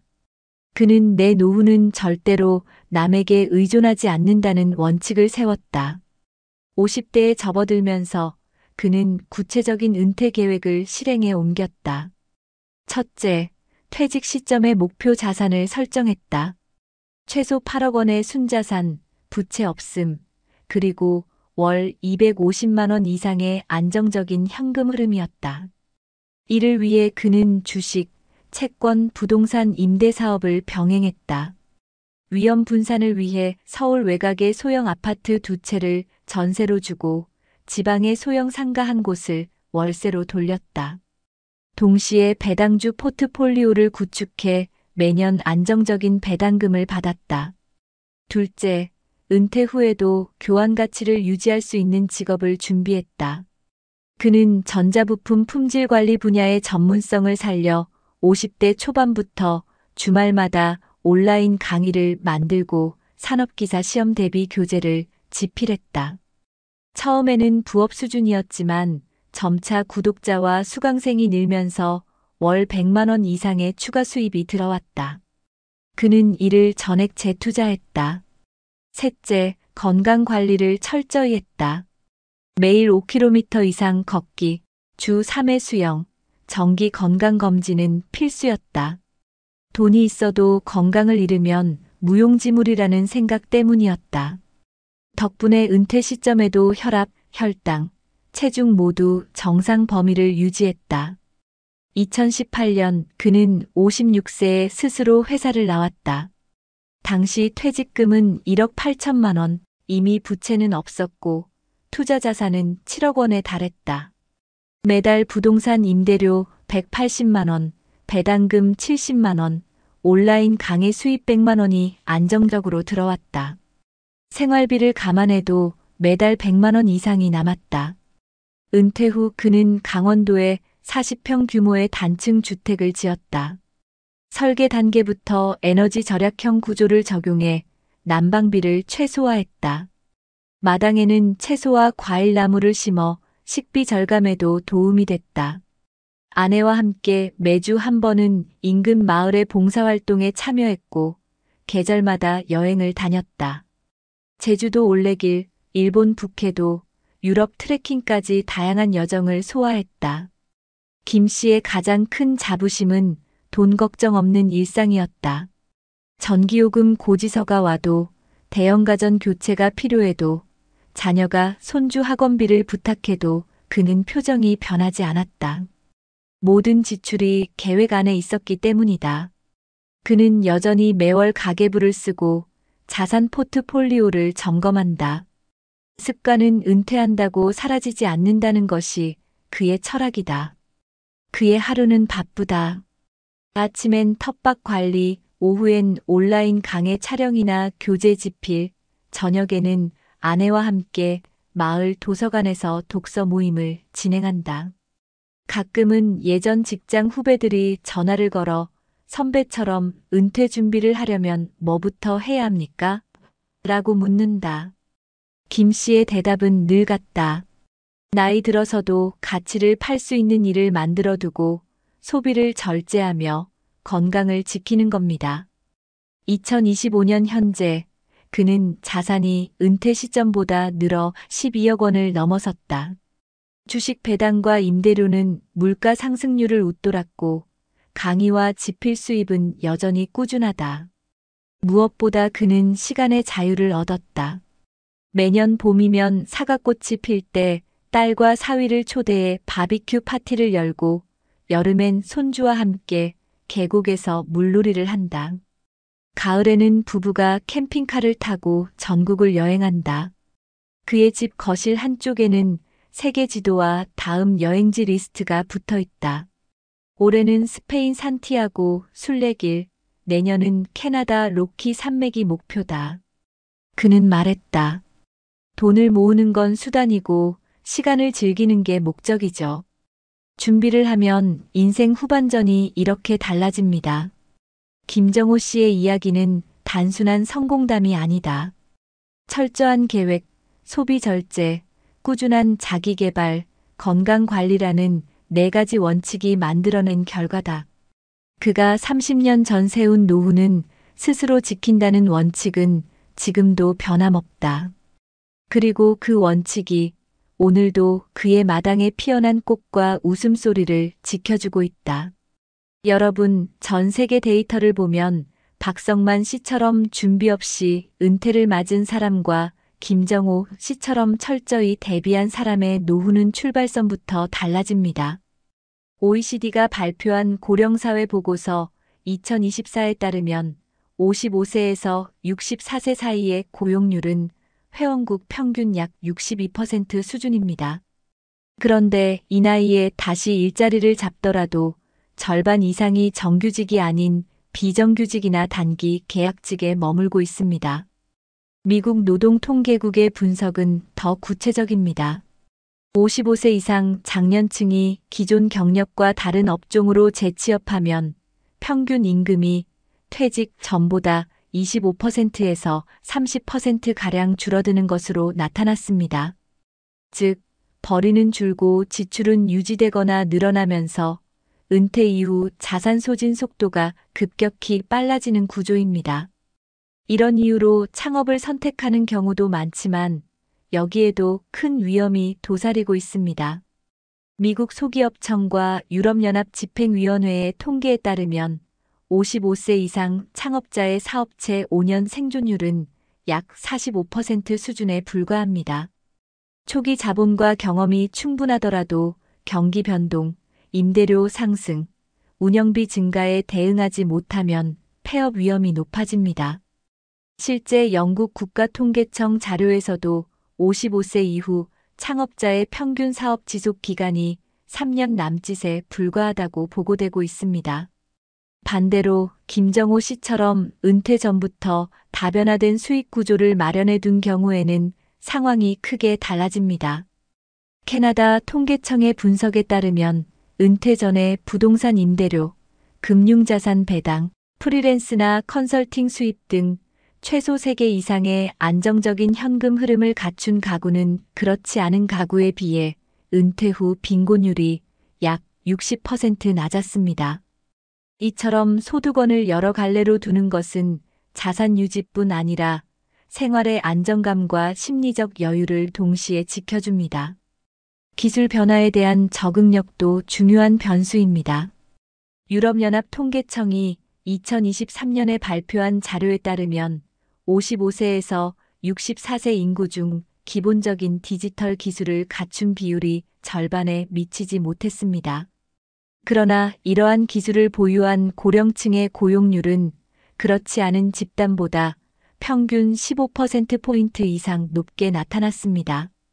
미국, 호주, 캐나다를 포함한 OECD 회원국을 대상으로 한 성인 역량 조사 PIAAC에서도 55세 이상 그룹은 25세에서 34세 그룹에 비해 디지털 문제 해결 능력 점수가 평균 30점 낮았는데 이 격차가 재취업과 소득 창출 기회에 직접적인 영향을 미친다는 분석이 나왔습니다. 김정호 씨가 온라인 강의와 콘텐츠 제작으로 수익을 유지할 수 있었던 것도 바로 이 디지털 역량 덕분입니다. 건강관리 또한 재정 안정성과 직결됩니다. 세계보건기구 WHO와 세계은행 월드 뱅크의 공동 연구에 따르면 고령층 가구의 약 10%에서 12%가 매년 재앙적 의료비 지출을 경험한다고 합니다. 이는 가처분 소득의 40% 이상을 의료비로 쓰는 경우를 말하며 장기 요양과 치료비는 예상보다 훨씬 빠르게 자산을 잠식합니다. 의료비 부담이 커질수록 경제활동을 지속할 체력과 여유가 줄어들고 결국 생활 수준 전반이 하락하게 됩니다. 이 모든 통계와 연구가 전하는 메시지는 단순하고도 명확합니다. 은퇴 이후의 안정은 우연히 찾아오는 것이 아니라 계획과 준비에서 비롯됩니다. 소득원을 하나만 두는 것은 위험하며 은퇴 전부터 수익 구조를 다각화하고 기술 변화에 대비하며 건강을 꾸준히 관리하는 것이 필수입니다. OECD와 국제노동기구 ILO 역시 고령층의 노동시장 경쟁력을 유지하기 위한 핵심 전략으로 평생학습, 디지털 역량 강화, 그리고 은퇴 전 현금 흐름 다변화를 공통적으로 권고하고 있습니다. 해외의 수많은 사례와 데이터가 보여주듯 박성만 씨처럼 아무 대비 없이 은퇴하면 몇 년 안에 자산이 빠르게 줄어들 수밖에 없습니다. 반면 김정호 씨처럼 장기 계획과 다변화된 수익 구조, 기술 적응, 건강 관리까지 병행한 사람은 길어진 은퇴 기간에도 안정과 자유, 그리고 자신이 원하는 삶을 누릴 수 있습니다. 그렇다면 지금부터는 앞서 살펴본 현실을 바탕으로 전문가들이 권하는 실천 방안과 현재 대한민국 각 지자체에서 실제로 운영 중인 노인 지원 프로그램, 그리고 해외에서 유사한 문제를 해결하기 위해 시행 중인 제도까지 한 번에 정리해 드리겠습니다. 전문가들은 공통적으로 은퇴 이후 안정적인 생활을 위해 3가지를 강조합니다. 첫째, 수입원을 다변화하라. 둘째, 기술과 건강을 동시에 관리하라. 셋째, 지역사회 자원을 적극 활용하라. 실제로 서울시는 중장년 제도약 지원센터를 통해 50대, 60대를 대상으로 무료 직업훈련, 사회적 기업 창업 컨설팅, 일자리 알선 서비스를 상시 제공하고 있습니다. 경기도는 5060 신중년 일자리 박람회를 매년 개최해 경력 매칭형 재취업과 공공분야 단기 프로젝트를 연결하고 있으며 부산시는 신중년 경력형 일자리 사업을 통해 행정 지원, 문화관광 해설, 지역 돌봄 서비스 등 다양한 분야에서 월 60시간에서 120시간 근무 기회를 제공합니다. 전라북도는 귀농귀촌 교육 프로그램을 운영하며 농촌 정착 지원금, 농기계 사용 교육, 판로 개척까지 연계하고 있습니다.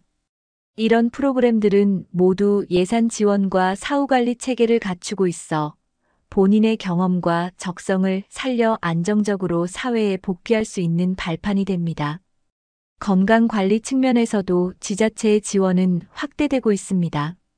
예를 들어 대전시는 어르신 건강 100세 프로젝트를 통해 만성질환 예방 검진, 운동 처방, 영양 상담을 무료로 제공하고, 전남 순천시는 마을 건강 코디네이터를 배치해 취약 고령층의 건강 상태를 정기적으로 점검합니다. 해외 사례를 보면 일본은 한국보다 먼저 고령화 사회에 진입한 만큼 체계적인 대응책을 갖추고 있습니다. 일본 정부는 고령자 고용 안정법을 개정해 기업이 원하면 70세까지 고용을 연장하거나 재고용하도록 유도하며, 지방자치단체 차원에서는 실버인재센터를 운영해 은퇴자의 경력에 맞는 단시간 근로와 지역사회 봉사활동을 연결합니다. 유럽에서도 참고할 만한 정책이 많습니다. 독일은 시니어 전문가 파견제를 통해 은퇴 기술자와 중소기업을 매칭해 단기장기 프로젝트를 수행하게 하고, 프랑스는 인터젠 프로그램으로 고령층이 청년과 함께 창업하거나 기술을 전수하는 구조를 지원합니다. 캐나다는 에이징 인 플레이스 정책을 국가 차원에서 추진해 노인이 살던 지역에서 계속 거주하며 필요한 복지건강주거 서비스를 통합적으로 받도록 하고 있습니다.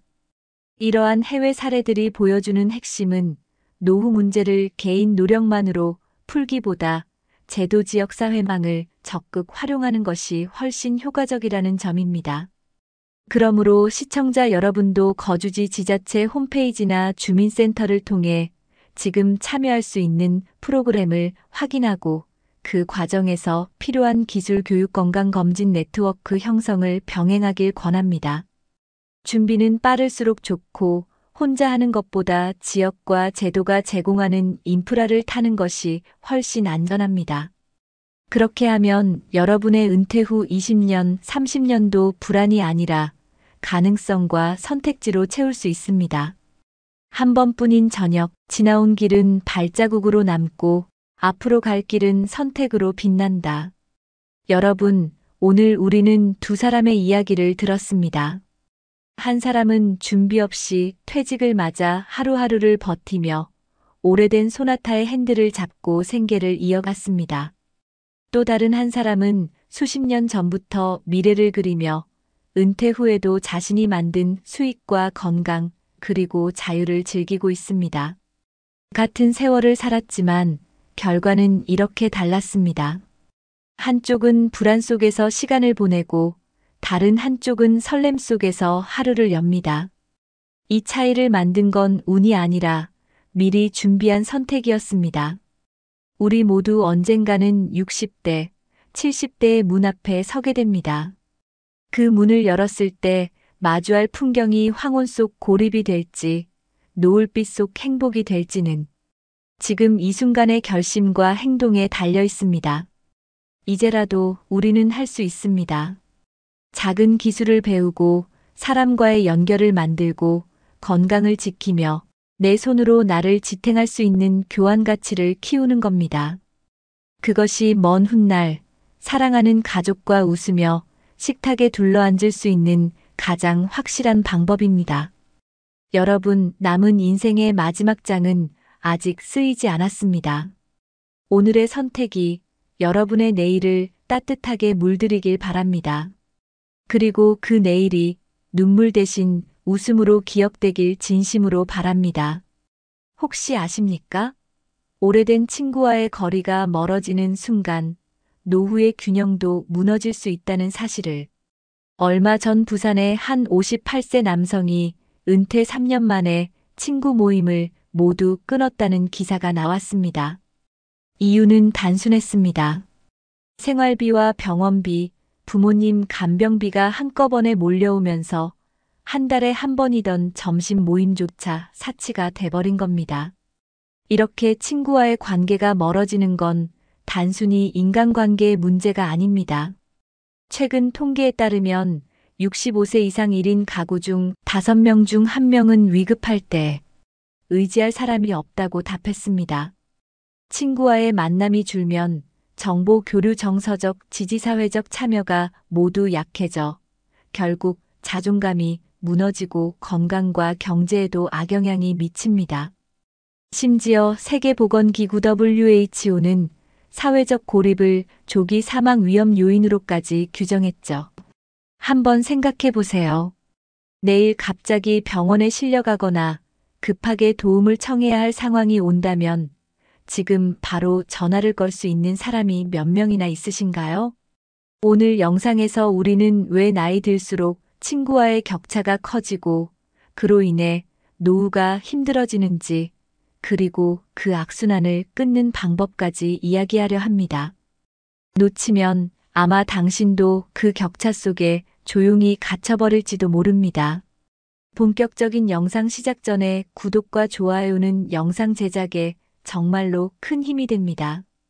또한 오늘의 영상에는 위에 말씀드린 내용과 관련된 대한민국에서 일어나고 있는 비참한 사례 한 가지와 그와 반대되는 사례를 소개해드리겠습니다. 여러분들이 다 들어보시고 어느 쪽이 내가 원하는 노후의 인생인지 생각해보시는 시간이 되시기 바라겠습니다. 박진수 씨는 올해 64입니다. 스스로를 한때 영업으로 전국을 누볐던 사람이라고 소개하지만 요즘은 발걸음이 집 앞 마트까지도 무겁습니다. 그가 신고 다니는 갈색 구두는 벌써 앞코 가죽이 닳아 광택이 사라졌습니다. 신발장 한쪽에 구겨져 있는 그 낡은 구두는 과거 전국을 뛰어다니며 거래처 사람들을 만나고 친구들과 술잔을 부딪히던 시절의 흔적이 고스란히 남아있는 유일한 물건입니다. 박 씨는 30년 넘게 중견기업 영업사원으로 일했습니다. 월요일 아침 첫 기차를 타고 지방 거래처를 돌고 금요일 늦은 밤에야 집에 돌아오는 생활이었죠. 출장 가방과 함께 그 낡은 구두는 늘 그의 발밑에 있었습니다.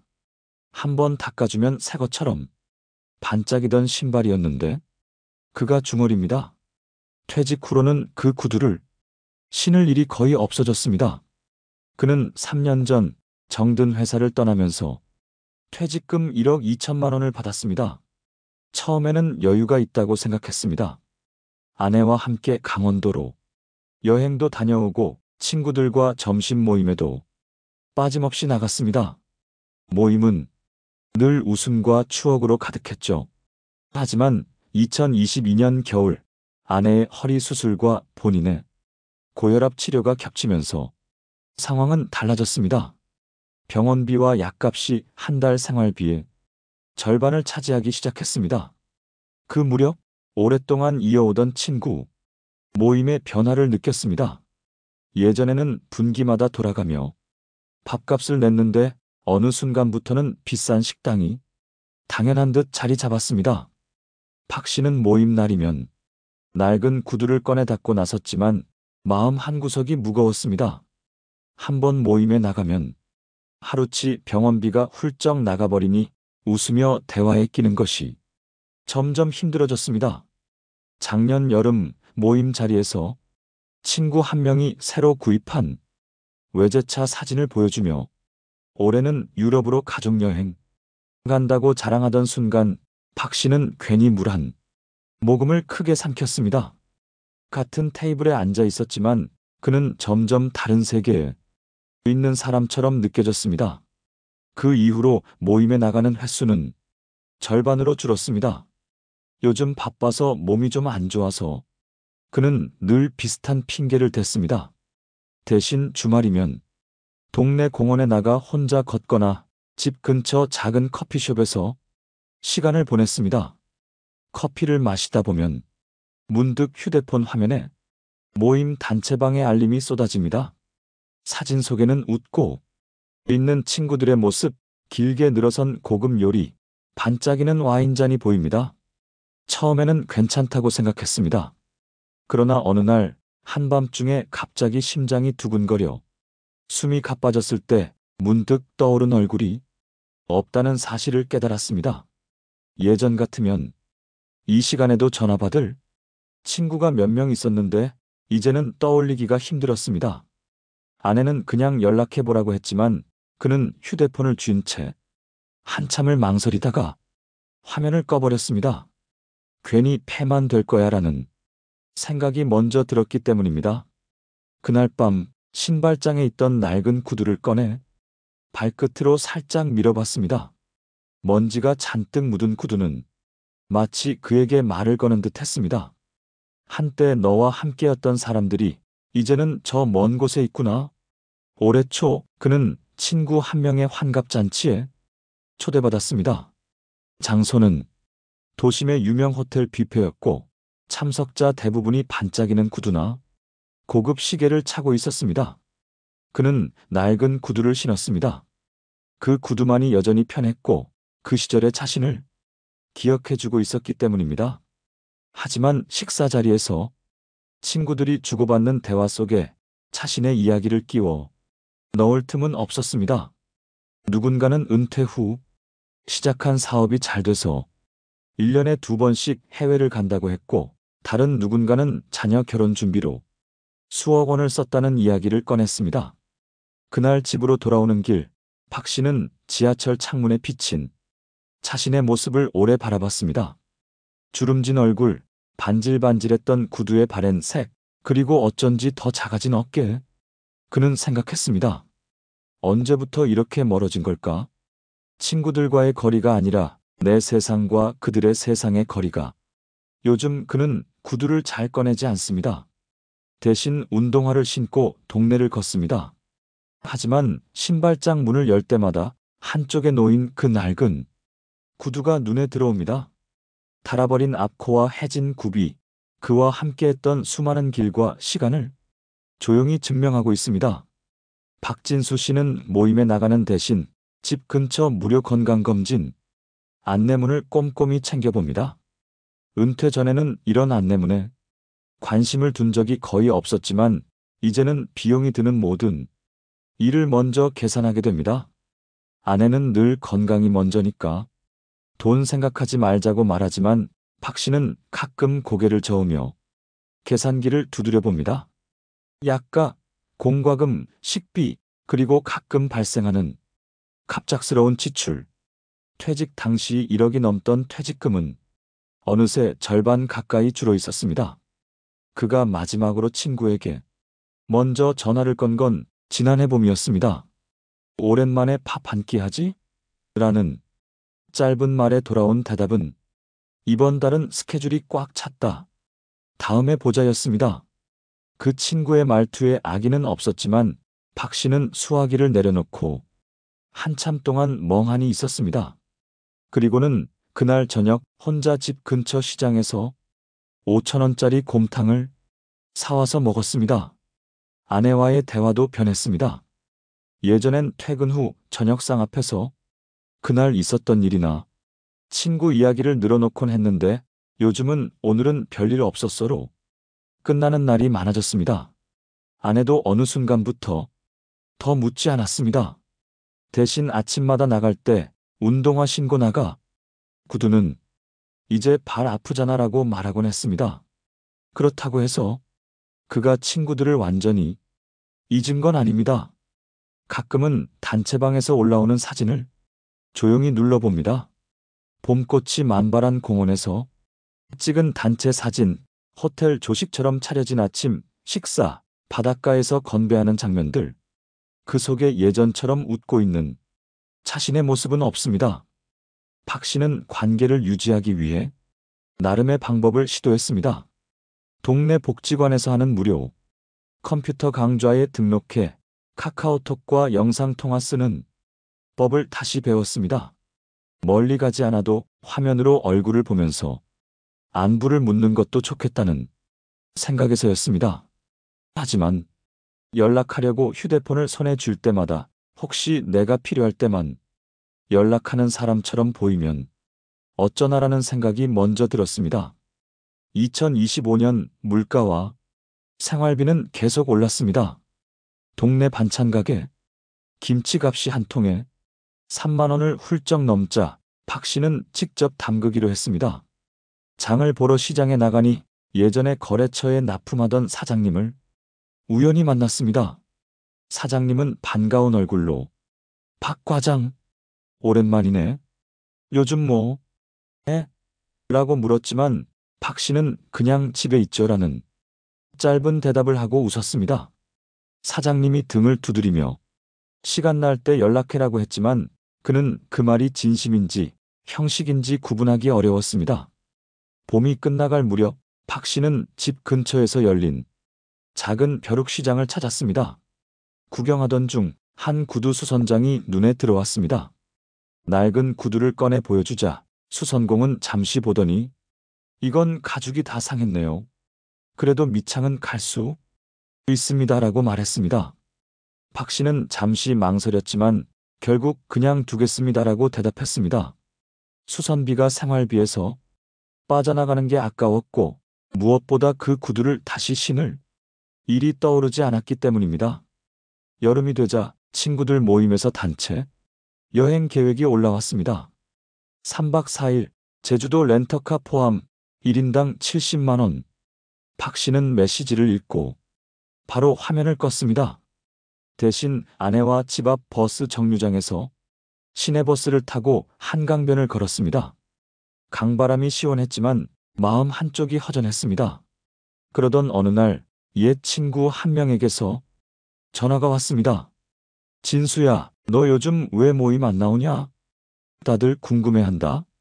박 씨는 웃으며 좀 바빠서라고 대답했지만 수화기 너머의 침묵이 길게 이어졌습니다. 그리고 친구는 그래도 내 자리 비면 허전하다라고 덧붙였습니다. 그 말에 박 씨는 순간 목이 메었습니다. 그날 밤 신발장 앞에 서서 낡은 구두를 꺼냈습니다. 한동안 닦지 않아 먼지가 소복이 쌓여 있었지만 여전히 발 모양을 그대로 간직하고 있었습니다. 손바닥으로 구두를 쓸어내리며 그는 오래전 출장길, 비 오는 날 거래처 앞에서 우산을 들고 기다리던 친구의 얼굴을 떠올렸습니다. 그때는 서로를 당연히 곁에 있을 사람으로 여겼는데 지금은 그마저도 쉽지 않습니다. 요즘 박 씨는 가끔 작은 다짐을 합니다. 한 달에 한 번만이라도 연락하자. 그 약속이 쉽지는 않지만 구두를 볼 때마다 그는 그 시절로 잠시 돌아갑니다. 함께 걸었던 길, 함께 나눴던 웃음, 그리고 그 속에서 서로를 지켜주던 온기. 여러분 어떠시나요? 위의 사례는 정말 비참하고 서글픈 인생 아닌가요? 하지만 지금부터 소개해드리는 사례는 정반대의 선택으로 행복한 노후를 보내고 있는 분을 소개해드리겠습니다. 이성호 가명 씨는 올해 62입니다. 은퇴 전까지는 수도권에 본사를 둔 대기업 계열사의 재무팀에서 32년간 근무했습니다. 성격이 꼼꼼하고 계획적인 그는 40대 초반부터 이미 퇴직 후 20년을 머릿속에 그리며 살았습니다. 그가 가장 먼저 세운 원칙은 가계부를 평생 쓴다였습니다. 월급날이 되면 아내와 함께 식탁 위에 앉아 가계부를 펼치고 고정지출, 변동지출, 저축, 투자 금액을 정확히 나눴습니다. 50대 초반 주변 친구들이 해외여행과 새 차 구입으로 소비를 늘릴 때도 이 씨는 한 발 물러섰습니다. 여행은 은퇴 후에 천천히 가도 늦지 않아. 지금은 기반을 다질 때야.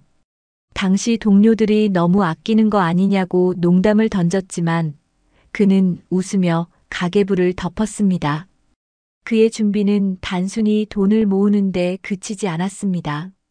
은퇴 후를 대비해 부업과 취미를 겸한 소득원을 마련한 것이었습니다.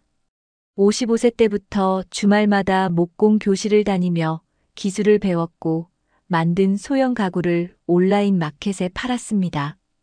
처음에는 용돈벌이 수준이었지만 입소문이 나면서 고정 주문이 생겼습니다. 이 덕분에 퇴직 후에도 매달 80만 원에서 100만 원 정도의 추가 소득이 꾸준히 들어왔습니다. 2019년 그는 1억 5천만 원의 퇴직금을 수령했습니다. 하지만 목돈을 단번에 투자하지 않았습니다.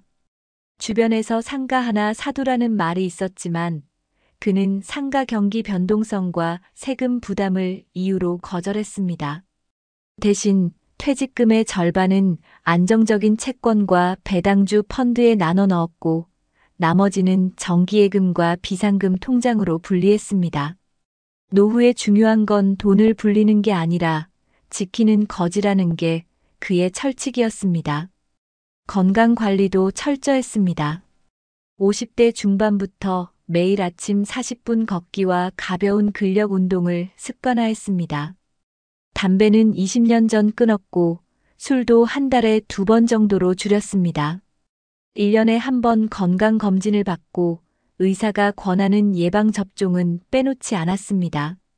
은퇴 후에도 그는 변함없이 새벽 6시에 일어나 운동화를 신고 동네 공원을 걷습니다. 아침 햇살이 하루를 만든다는 게 그의 말버릇입니다. 인간관계 관리에서도 그는 남다른 전략이 있었습니다. 퇴직 전부터 1년에 4번 오래된 친구들과 소박한 점심 모임을 기획했습니다. 장소는 항상 적당한 가격대의 한식집, 비용은 각자 부담. 사치 대신 모두가 편하게 모일 수 있는 자리를 만든 겁니다. 그는 연락처에 꼭 연락할 친구 7명을 따로 표시해두고 생일이나 기념일에는 꼭 안부 전화를 걸었습니다. 아내와의 관계 역시 돈독했습니다. 부부가 함께 노후 계획을 세우고 퇴직 후 첫 해에는 매달 한 번씩 부부 데이트 데이를 정했습니다. 영화관, 시립미술관, 근교 산책 등 돈이 많이 들지 않는 활동 위주로 시간을 보냈습니다. 대화를 나누는 시간을 의도적으로 확보한 덕분에 집 안에서 서로의 생활이 단절되는 일을 피할 수 있었습니다.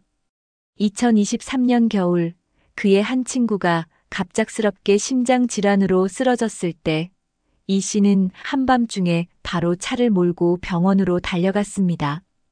내가 떠오르는 첫 번째 사람이었다는 친구의 말에 그는 가슴 한켠이 따뜻해졌다고 합니다. 이런 관계는 하루아침에 만들어진 게 아니라 수십 년간의 꾸준한 관심과 연락의 결과였습니다. 2025년 현재 그는 매달 국민연금과 개인연금에서 약 280만 원, 투자와 부업에서 약 90만 원의 수입을 얻습니다. 생활비는 월 250만 원 이내로 유지하고 남는 돈은 여행 적금과 비상금 통장에 나눠 넣습니다. 여름이면 아내와 기차를 타고 지방 소도시로 여행을 떠나고 겨울이면 손주와 함께 가까운 스키장을 찾습니다. 그의 집 신발장 한켠에는 낡은 등산화가 있습니다. 15년째 신고 있는 등산화인데 여전히 손질이 잘 되어 있습니다. 그는 말합니다. 이 등산화가 내 삶을 보여준다. 오래 신어도 닳지 않게 관리하며 쓰는 거지. 돈도 건강도 관계도 마찬가지야. 친구들과의 모임은 여전히 분기마다 이어집니다. 장소는 여전히 소박한 식당이지만 대화 속에는 웃음과 서로의 안부가 가득합니다. 모임이 끝나면 그는 반드시 다음 모임 날짜를 달력에 표시합니다. 사람은 기다릴 약속이 있어야 산다는 믿음 때문입니다. 그의 하루는 단순하지만 단단합니다. 아침에는 운동, 오전에는 목공 작업, 오후에는 독서나 아내와의 산책, 저녁이면 소박한 식탁 위에서 하루를 마무리합니다. 이성호 씨는 말합니다. 노후는 준비한 만큼 편해지고 나눈 만큼 행복해진다. 그의 표정은 주름이 깊었지만 그 주름 사이로 평안과 여유가 묻어났습니다. 여러분, 이런 친구 관계의 변화와 격차는 단순히 마음이 서운한 문제로 끝나지 않습니다. 해외 여러 연구와 통계는 나이가 들수록 사회적 연결망의 질과 빈도가 건강과 생존에 직접적인 영향을 미친다고 경고합니다. 세계보건기구는 2025년 보고서에서 외로움과 고립을 전 세계 공중보건의 우선 과제로 지정하며 이 문제가 심혈관 질환, 뇌졸중, 우울증 위험을 크게 높이고 심지어 조기 사망률까지 증가시킨다고 밝혔습니다. 미국 보건당국의 분석에 따르면 사회적 고립은 사망 위험을 약 29% 높이고 외로움은 약 26% 높이며 심혈관 질환과 뇌졸중 위험 역시 각각 29%, 32% 증가할 수 있다고 합니다. 반대로 강한 사회적 관계를 가진 사람은 그렇지 않은 사람에 비해 생존 가능성이 평균 50% 더 높다는 대규모 메타 분석 결과도 있습니다. 유럽연합이 2022년 실시한 고독 실태 조사에서는 지난 4주 동안 대부분 또는 항상 외로웠다고 답한 인구 비율이 평균 13%에 달했고, 때때로 외롭다까지 포함하면 약 3명 중 1명이 고독을 경험한 것으로 나타났습니다. 이렇게 전 세계가 겪는 연결의 약화는 팬데믹 이후 더 심해졌고, 특히 은퇴 건강 악화 소득 감소가 겹치는 중장년층과 노년층에서 두드러집니다. OECD 역시 65세 이상 인구 비중이 2022년 약 18%에서 2050년 약 27%까지 늘어날 것으로 전망하며 고령 사회에서 관계 단절 위험이 구조적으로 커질 수 있다고 경고합니다. 생활비와 물가 상승도 무시할 수 없습니다. 캐나다의 한 장기 연구에서는 고령층 가구에서 주거 의료 에너지 비용이 전체 지출의 70% 이상을 차지하면 사회적 활동 참여율이 절반 이하로 떨어지는 것으로 나타났습니다. 결국 교통비, 식사비, 디지털 기기 구입비 등 관계 유지 비용이 심리적 장벽이 되어버리는 겁니다. 반대로 해외의 성공적인 노후 사례에서는 공통점이 뚜렷합니다. 첫째, 생활비 범위 안에서 꾸준히 모임과 교류를 이어갈 수 있는 구조를 만들어 놓았다는 점입니다. 둘째, 오프라인뿐 아니라 영상 통화 메신저 같은 디지털 도구를 활용해 물리적 거리를 극복했습니다. 셋째, 연금 배당 저위험 채권 등 안정적인 현금 흐름을 확보해 관계 유지 비용이 부담되지 않도록 설계했습니다. 미국 국립노화연구소는 노년층이 주당 최소 2번 이상 의미 있는 대화를 나누는 사람과의 직접 또는 비대면 접촉을 유지할 것을 권장하며, 이런 생활 습관이 우울증 발병 위험을 30% 가까이 낮출 수 있다고 보고합니다. 영국에서 진행된 한 프로젝트는 55세 이상 참여자를 5년간 추적한 결과 정기적으로 모임 취미 봉사 활동에 참여한 그룹이 그렇지 않은 그룹보다 삶의 만족도가 평균 20% 이상 높았고 인지기능 저하 속도도 완만했습니다. 이런 통계와 연구는 결국 한 가지를 말합니다. 나이가 들수록 관계를 넓히는 것보다 적더라도 깊고 꾸준한 관계를 유지하는 것이 건강과 삶의 질에 훨씬 더 큰 영향을 준다는 것입니다. 그리고 그 관계를 지키려면 시간과 노력을 의도적으로 투자하는 것이 필수입니다. 그렇다면 이런 문제를 예방하고 두 번째 사례처럼 건강하고 안정된 노후를 보내기 위해서는 어떤 준비가 필요할까요? 전문가들은 공통적으로 관계의 깊이와 지속성을 지키는 생활 습관을 핵심으로 꼽습니다. 단순히 연락을 유지하는 수준이 아니라 일상 속에서 꾸준히 만남과 교류를 이어갈 수 있는 구조를 만드는 것이 중요합니다. 이를 위해 가장 먼저 생활비 범위 안에서 참여할 수 있는 지역 프로그램을 찾아보는 것을 권합니다. 실제로 서울시의 어르신 문화즐김 지원 사업은 구단위 복지관과 연계해 합창단, 전통무용 서예, 컴퓨터 교실 등 60세 이상 주민이 무료 또는 소액으로 참여할 수 있는 강좌를 운영하며, 참여자들은 자연스럽게 또래 친구를 만들고 정기적으로 만나게 됩니다. 경기도의 5060 신중년 사회공헌 활동은 은퇴자에게 재능 기부와 봉사 기회를 제공해 새로운 사회적 네트워크를 형성하게 하고 일정 활동비도 지급합니다. 부산시의 행복한 동행 사업은 홀몸 어르신과 지역 봉사자를 1대1로 연결해 주 1회 이상 안부 전화를 하거나 함께 산책하는 프로그램으로 사회적 고립을 예방하는 데 효과를 보고 있습니다.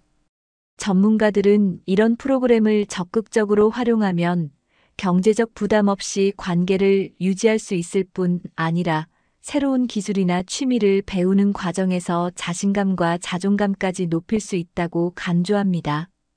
해외에서도 비슷한 문제를 해결하기 위한 다양한 정책과 법이 시행되고 있습니다. 예를 들어 일본은 2018년 지역 포괄케어 시스템을 법제화해 고령자가 자신이 살던 지역에서 의료돌봄 주거생활 지원 서비스를 통합적으로 받을 수 있도록 하고 동네 커뮤니티 센터를 중심으로 취미와 교류 프로그램을 활성화하고 있습니다. 영국은 고독 전략을 국가 차원에서 수립해 고독 담당 장관을 임명하고 지역 자치단체에 커뮤니티 카페, 정원 가꾸기 모임, 운동 동아리 등을 지원하는 예산을 배정했습니다. 캐나다 온타리오주는 에이지 프렌들리 커뮤니티 정책에 따라 각 지방정부가 노인 친화적 교통, 무료 평생학습 강좌, 멘토링 프로그램을 제공하도록 의무화했습니다. 이러한 해외 사례는 공통적으로 물리적 거리와 경제적 장벽을 낮추고 참여의 기회를 넓히는 것을 목표로 합니다. 따라서 우리나라에서도 각 지자체가 제공하는 프로그램을 적극적으로 활용하고 필요하면 시군구청 복지과를 통해 참여 방법과 지원 내용을 문의하는 것이 좋습니다. 여기에 더해 자신만의 관계 유지 루틴을 만드는 것도 중요합니다. 예를 들어 매달 첫째 주 토요일은 옛 친구에게 전화를 하는 날로 정하거나 2주에 한 번은 지역 복지관 프로그램에 참석하는 등 생활 속에 자연스럽게 관계 유지 행동을 심어두는 것입니다. 전문가들은 이런 작은 습관이 장기적으로 고립을 예방하고 삶의 만족도를 높이는 결정적 요인이 된다고 말합니다. 결국 건강한 노후는 거창한 계획보다 실천 가능한 작은 행동에서 시작됩니다. 지금 사는 동네에서 오늘 당장 참여할 수 있는 모임과 프로그램을 찾아보는 것, 그것이 고립을 막고 행복한 노후를 여는 첫걸음입니다. 낡은 구두 한 켤레, 오래 닦은 손길처럼 마음도 관계도 닳지 않게 지켜내리. 여러분, 오늘 우리가 만난 두 사람의 이야기를 기억하시나요? 한 사람은 은퇴 후 친구와의 거리가 멀어지면서 그 간극이 마음의 고립이 되고 삶의 무게가 되어버렸습니다. 낡은 구두만이 그 시절을 기억하는 유일한 벗이었죠.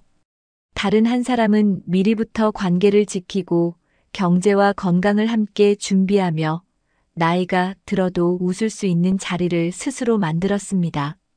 그의 하루는 단순했지만 그 속에는 평안과 여유가 있었습니다. 이 차이는 결코 하루아침에 생긴 게 아닙니다.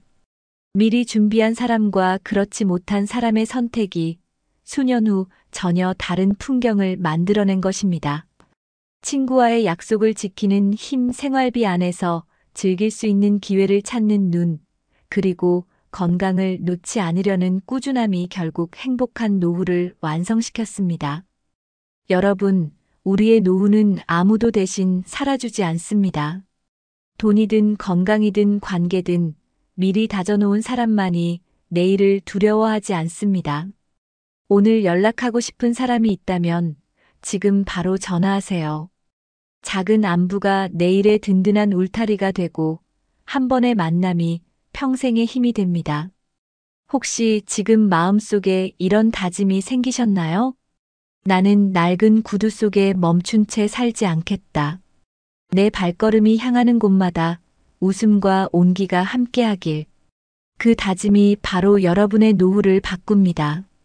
그리고 그 길 위에서 우리 모두가 조금 더 행복하고 따뜻한 하루를 맞이하길 진심으로 바랍니다.